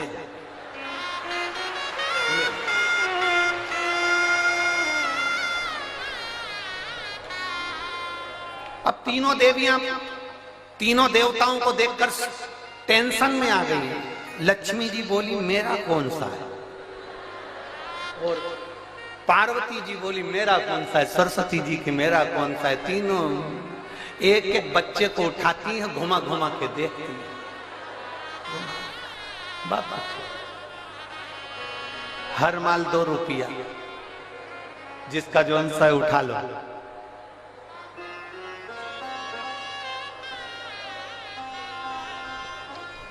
अब उठाएं किसको? लक्ष्मी जी सबसे पहले बोली कि देखो, सबसे पहले मैं विद्वान भी हूं और चतुर भी हूं, और मैं अपने पति को छांट सकता हूं। जो ज्यादा विद्वान होता है, जो ज्यादा चतुर होता है, सब्जी के ठेले पे वही सड़ी हुई भिंडी लेके आता है।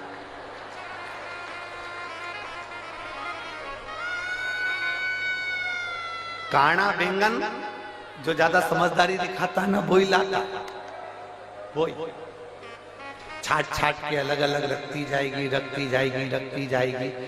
सब्जी वाला इससे ज्यादा चतुर होता है, उसने कर रख ले तू अलग, छाट छाट के रख। इसने जैसी अलग छाट के रखा, थैली में भरा, भरने के बाद थैली इधर बाजू में रख दी, और जो सड़ा हुआ था उसकी थैली उसके हाथ में टिका दी।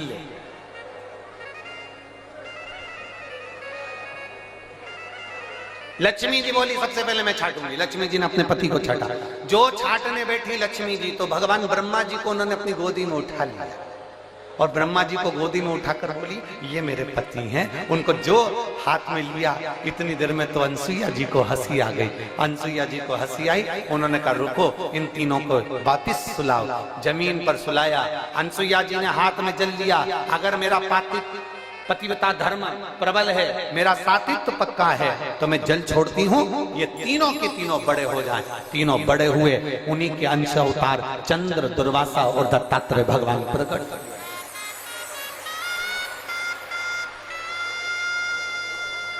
मुनि के अंश। और महाराज, दुनिया के लोग कहते हैं कि देव ऋषि नारद चुगली करते हैं, देव ऋषि नारद निंदा करते हैं, देव ऋषि नारद बुराई करते हैं। नहीं, देव ऋषि नारद देवता को प्रकट करने के लिए, भक्ति को प्रकट करने का कार्य करते हैं, और वो देव ऋषि नारद ने किया।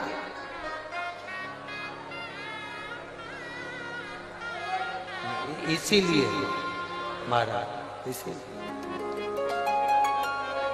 नारायण श्रीमन नारायण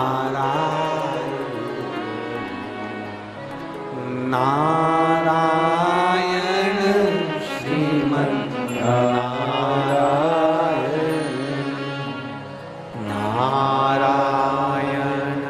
श्रीमन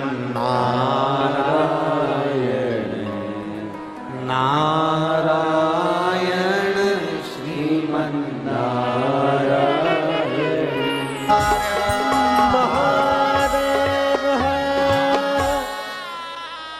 अपने स्थान पर बैठकर भगवान देवाधिदेव महादेव से दिल से प्रार्थना, भाव से बाबा देवाधिदेव महादेव से विनय करें, निवेदन करें, प्रार्थना करें। जहां जगह मिले वहां बैठकर भगवान शिव से अपने मन की बात है। आज कथा का विराम दिवस है, दिल से बाबा से कहकर जाए। 19 तारीख से 25 तारीख तक जो ये पवित्र शिव महापुराण की कथा चल रही है, आज वो विराम की ओर जाएगी।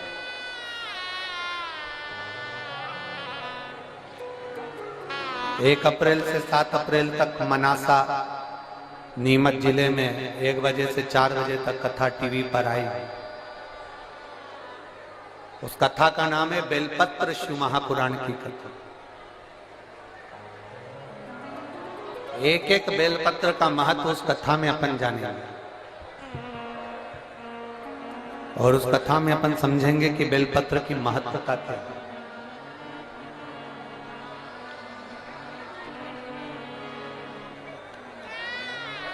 जिसको पैरालिसिस लग जाता है, लकवा लग जाता है, अगर वो भी बेलपत्र की कथा में मनासा से हम उसका वर्णन करेंगे कि एक बेलपत्र के बल पर आपके शरीर का लकवा कैसे ठीक हो सकता है।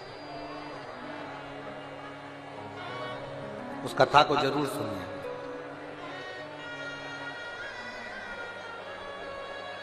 दिल से सब प्रार्थना करें, भाव से बैठकर। जिनको श्री शिवाय नमस्तुभ्यम आता है वो उच्च स्वर में यहाँ तक आपकी आवाज पहुंचे, इस भाव से बोले।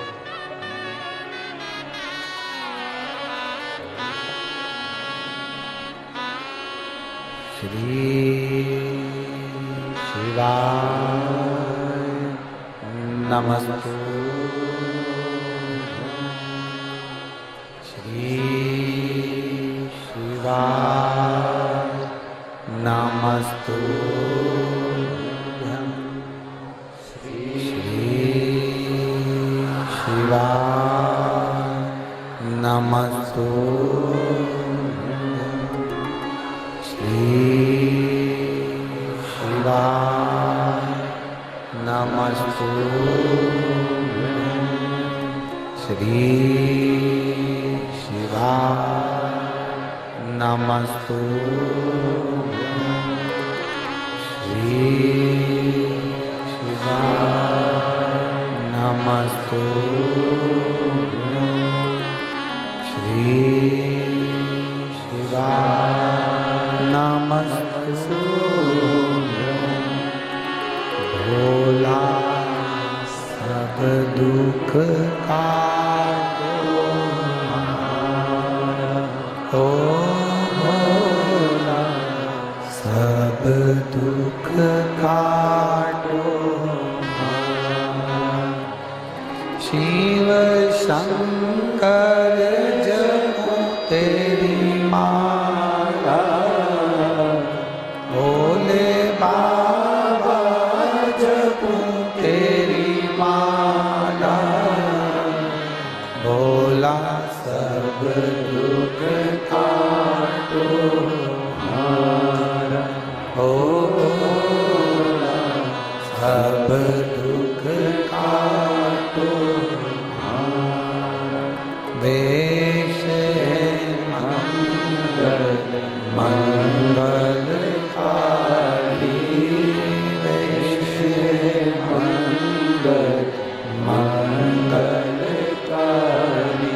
शमशान वासी हमारा, शमशान वासी हमारा, ओ भोला सब दुख काटो हमारा, ओ भोला सब दुख काटो हमारा। शिव कथा कह रही है, भगवान शंकर का संवाद कह रहा है, शिव महापुराण की कथा कह रही है। देवऋषि नारद विंध्य पर्वत के पास में जाकर कहते हैं, विंध्य तुझ में और सुमेरु पर्वत में बहुत अंतर है। विंध्य तू इतना विशाल नहीं है जितना सुमेरु पर्वत विशाल है। अब विंध्य पर्वत को तो क्रोध आ गया। जब विंध्य पर्वत को क्रोध आया तो विंध्य पर्वत ने विचार करा कि अब कुछ भी हो जाए, मुझे इतना ऊंचा बनना है, इतना ऊंचा बनना है कि देवता तक मेरा पर्वत की श्रृंखला पहुंच जाए। अब मुझे इतना ऊंचा जाना है, अब मुझे इतना ऊंचा पहुंचना। विंध्य ने अपना विस्तार करा, सुमेरु पर्वत से भी ऊंचा विंध्य पर्वत पहुंच गया।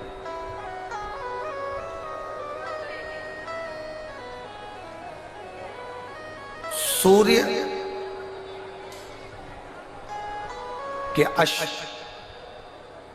चलते चलते थोड़ा अंधेरा हो रहा था। सूर्य अपना प्रकाश कम कर रहे थे और उस समय पर जाकर सूर्य के अश्व को विंध्य पर्वत के घोड़ों ने, विंध्य पर्वत के शिखर ने सूर्य के घोड़ों को रोक दिया, अश्व को रोक दिया।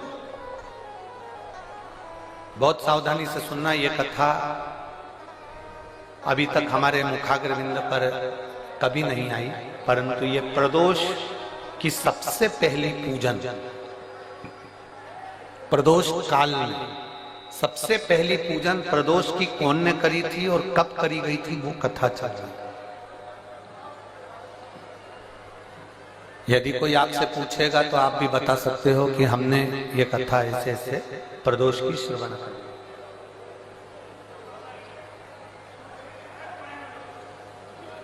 एक सुख का अनुभव कराती है प्रदोष की पूजा।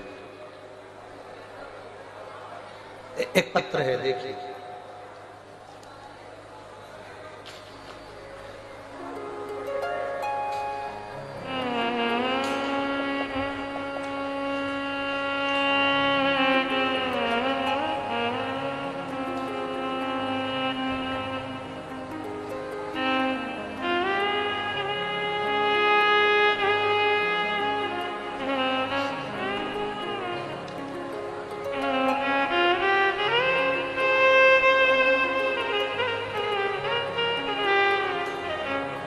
मेरा नाम अंशु, मैं अंशु हूं। मैं गाजियाबाद उत्तर प्रदेश की रहने वाली हूं। कहीं बैठी हो तो हाथ हिला सकती हूं। मेरा नाम अंशु है, आशु है। मैं गाजियाबाद उत्तर प्रदेश की रहने वाली हूं। कहीं बैठी हो तो हाथ हिला सकती हूं। उत्तर प्रदेश गाजियाबाद से आई हूं।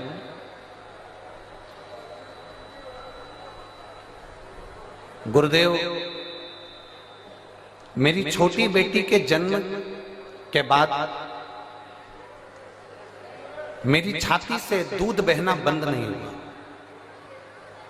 जब मेरी छोटी बेटी का जन्म हुआ, जन्म होने के बाद से मेरी छाती से दूध बहता रहा। ऐसा कोई डॉक्टर नहीं जिसका हमने इलाज नहीं करवाया, पर वो दूध बहना बंद नहीं हो रहा था, लगातार दूध बहता ही जा रहा था। अब 1 महीना, 2 महीना, 4 महीना, 6 महीना, 8 महीना, 10 महीना इंतजार करा, पर दूध बहना बंद ही नहीं हुआ। तब हमने दिल्ली के एम्स हॉस्पिटल में जांच कराई और जांच में मालूम पड़ा कि मेरी छाती में कैंसर हो गया और मुझे कैंसर बता दिया गया और सर में ब्रेन ट्यूमर बता दिया गया। अब डॉक्टर ने कहा कि कैंसर तो तुमको हो गया है और ब्रेन ट्यूमर भी है, पर इसका ऑपरेशन बहुत जरूरी है। 16 मार्च 2024 ऑपरेशन की तारीख दी गई। आज कौन सी मार्च चल रही है? जम के बोलिए। 23 मार्च 2024। 16 मार्च 2024 ऑपरेशन की तारीख दी गई और जैसे ही हमको 1 महीने बाद की जो तारीख दी गई, हम जब फरवरी में उनको दिखाए तो उन्होंने हमको 16 मार्च 2024 की तारीख दी और 1 महीना हमको दिया गया कि ये ब्रेन ट्यूमर का और कैंसर का ऑपरेशन सर्जरी आपको कराना है। हम दिल्ली के एम्स हॉस्पिटल से वापिस आ गए, घर गए। घर पर जाकर हमारे परिवार वालों ने कहा अपन हॉस्पिटल में तो दिखा कर आ गए, अब एक काम करते हैं कि अपन सब लोग मिलकर सीहोर चलते हैं और कुबेरेश्वर बाबा की वहां कंकर शंकर की पूजन करेंगे, वहां से अपन मांगकर रुद्राक्ष ले आएंगे। गुरुदेव, उस समय पर रुद्राक्ष मिल रहा था, केवल रुद्राक्ष वितरण बंद होने में 2 दिन रह गए थे, तभी हम सीहोर पहुंच गए और वहां से हमने कंकर शंकर की पूजन कर कर वहां से रुद्राक्ष ले लिए। रुद्राक्ष लेकर हम घर आ गए। 20 दिन लगातार उस रुद्राक्ष को पानी में गलाया, शिवजी को चढ़ाया और उस पानी को पीना प्रारंभ करा। एक बेलपत्री शंकर जी को चढ़ी हुई खाना प्रारंभ किया। शंकर जी के मंदिर में झाड़ू पोछा लगाना प्रारंभ किया। दूसरी बार हम एम्स के हॉस्पिटल में 16 मार्च के दिन ऑपरेशन के लिए हम दिल्ली पहुंच गए। हम दिल्ली जब 16 मार्च के दिन ऑपरेशन के लिए गए, हमारी वापस जांचें प्रारंभ हुई और जांच प्रारंभ होते से हमने बाबा से बस प्रार्थना करी थी, बाबा अगर मेरी रिपोर्ट नील आ जाएगी ना, मेरा ऑपरेशन नहीं होगा ना, तो जहां भी तेरी कथा होगी मैं वहां पहुंच जाऊंगी। बाबा की ऐसी कृपा हुई गुरुदेव, हम एम्स हॉस्पिटल में पहुंचे। 16 मार्च के दिन एम्स हॉस्पिटल में हमें ऑपरेशन की तारीख दी गई और हम जांच कराने के लिए जैसे ही अंदर गए, डॉक्टर ने हमारी रिपोर्ट देखकर आश्चर्य में पड़ गया कि तुम्हारा कैंसर तुम्हारे शरीर में नहीं है और तुम्हारा कैंसर समाप्त हो चुका है। मैं बाबा को नमन करने के लिए यहाँ पर आई हूँ। मेरे बाबा ने मुझे बचा लिया और मेरे शरीर में कैंसर नहीं निकला। जिस डॉक्टर ने मुझे कैंसर बताया था उसी ने बाद में मना कर दिया। मैं बाबा को धन्यवाद देने। कहीं बैठी हैं क्या? अगर कहीं बैठी हो, आशु नाम है इनका, गाजियाबाद उत्तर प्रदेश की रहने वाली हैं, जिनका मोबाइल नंबर ये है। शिव तक एक पत्र और है।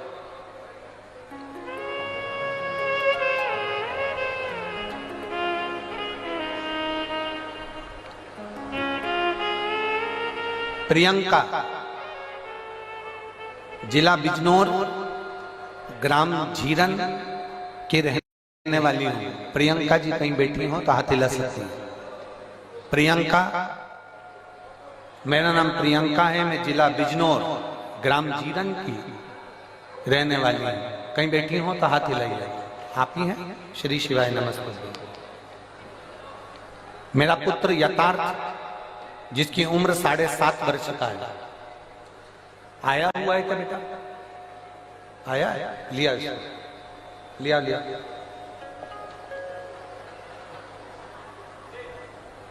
मेरा पुत्र यथार्थ 7.5 वर्ष का है।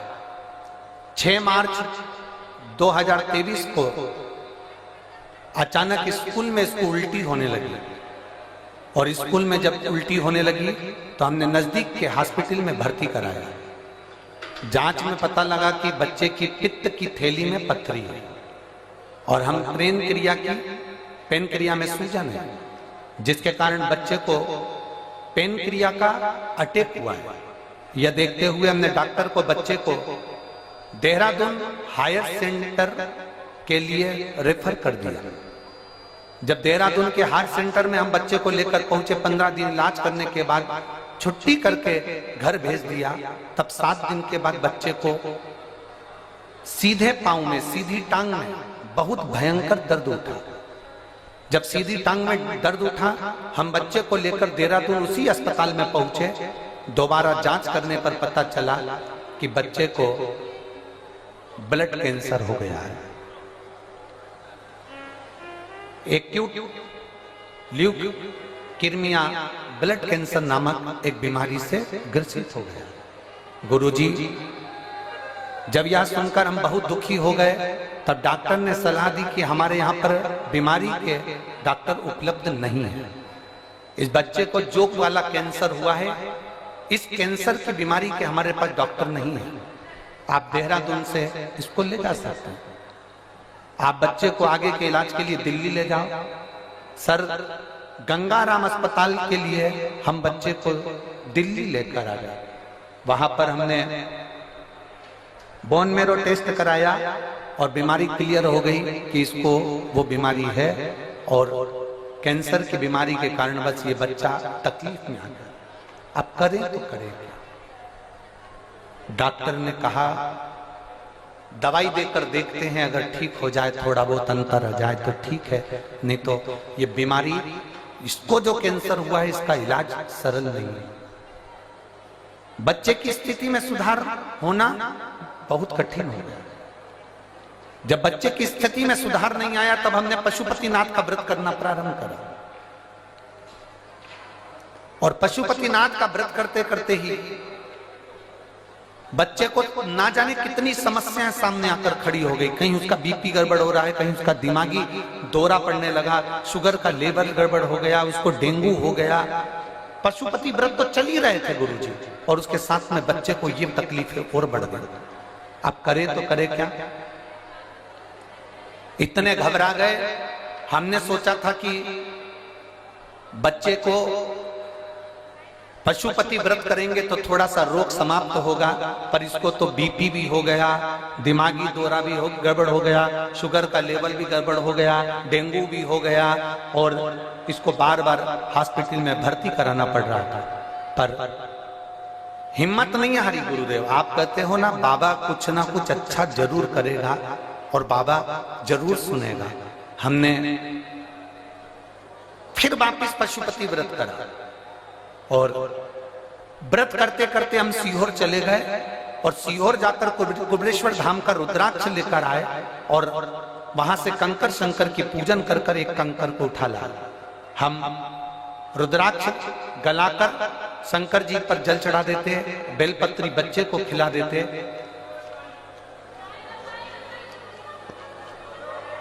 बाबा को उस बच्चे को खिला देते, और ऐसी कृपा बाबा की हुई कि अब बच्चे को आराम लगना प्रारंभ हुआ और मेरा बच्चा ठीक होना प्रारंभ हुआ।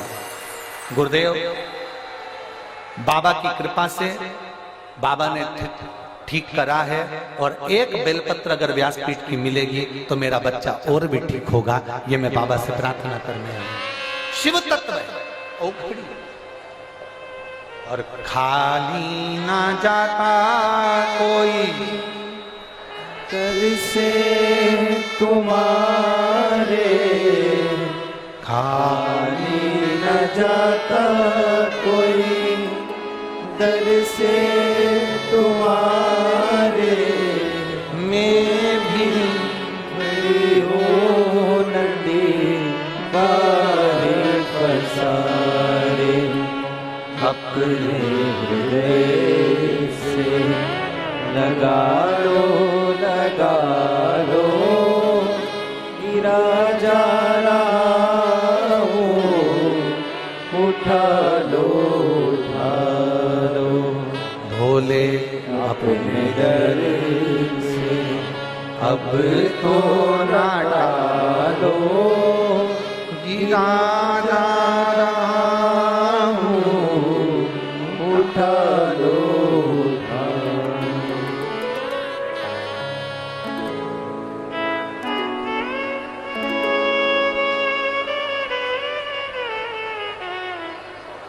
एक पत्र और बड़ा अच्छा है।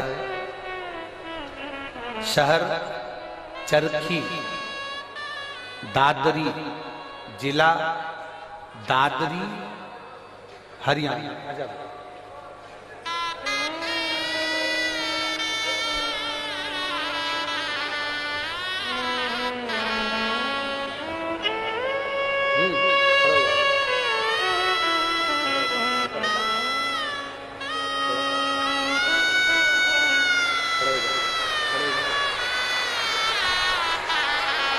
ठीक है, शंभु बोलो श्री शिवाय, श्री शिवाय नमस्ते।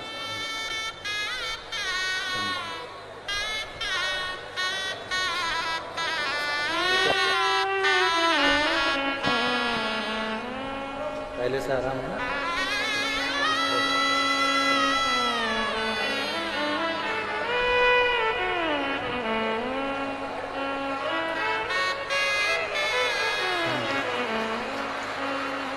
शहर चरखी दादरी जिला दादरी हरियाणा।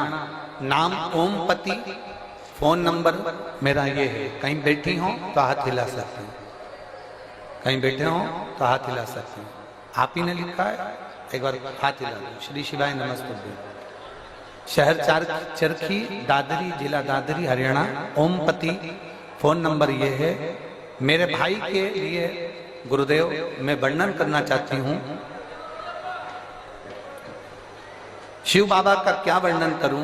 मेरे भाई को 2023 से कैंसर हो गया है। उसका इलाज जिंदल हॉस्पिटल हिसार में चल रहा है। नाक में कैंसर हुआ, नाक का ऑपरेशन करवाया, फिर गले में कैंसर हो गया। गले में कैंसर हुआ। 2 साल से मैं आपकी कथा सुन रही हूं। मैंने मेरे भाई से कहा कि अगर डबल से कैंसर हो रहा है तो तू सीहोर जा, रुद्राक्ष ला और उस रुद्राक्ष को पानी में गलाकर शिव जी को चढ़ाकर पीना प्रारंभ कर। मैं मेरे भाई की तरफ से यहाँ पर दंडवत करने के लिए, प्रणाम करने के लिए आई हूँ, कथा सुनने के लिए आई हूँ। हम लोग रुद्राक्ष लेने के लिए सीहोर चले गए और वहां से रुद्राक्ष लेकर आए। जब रुद्राक्ष लेकर आए, भाई की एक रिपोर्ट, एक ऑपरेशन और डॉक्टर ने बोल दिया था वो कराना था, जो कि 12 मार्च 2024 को वो ऑपरेशन होना था। हमने बाबा से प्रार्थना करी, अगर बाबा आप संभाल लोगे तो मैं कथा सुनने के लिए पंडाल में जाऊंगी। मेरे भाई की जब दूसरी रिपोर्ट हमने जब जिंदल हॉस्पिटल में दिखाया तो 12 मार्च के दिन रिपोर्ट में आया कि इसकी सारी रिपोर्ट नील है और ये बालक अब ठीक हो गया है, इसका कैंसर समाप्ति का। एक बार हाथ हिला दो बहन, बधाई। इसके लिए एक बेलपत्र ले जाओ। आजा आजा, एक बेलपत्र इसके लिए ले जाओ। शिव है वो घड़ी है और खाली ना जाता कोई दर से तुम्हारे, खाली न जाता कोई दर से तुम्हारे। मैं भी खड़ी हूँ बाहें पसारे, अपने हृदय लगा लो गिरा जा रहा हो, उठा दो भोले अपने दर से अब तो न टालो, गिरा जा रहा हो, उठा दो। एक शिव भक्ति को जगाइए।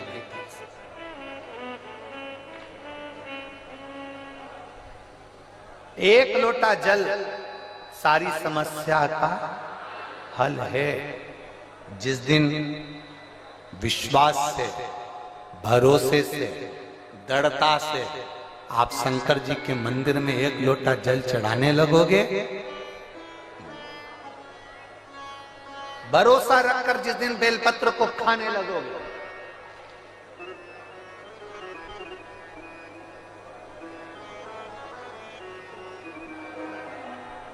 जिस दिन बेलपत्र को खाने लगे, भरोसा रखकर,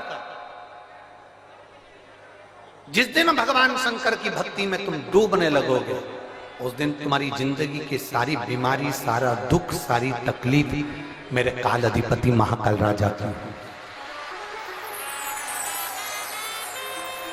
तुम्हारे जीवन का सारा दुख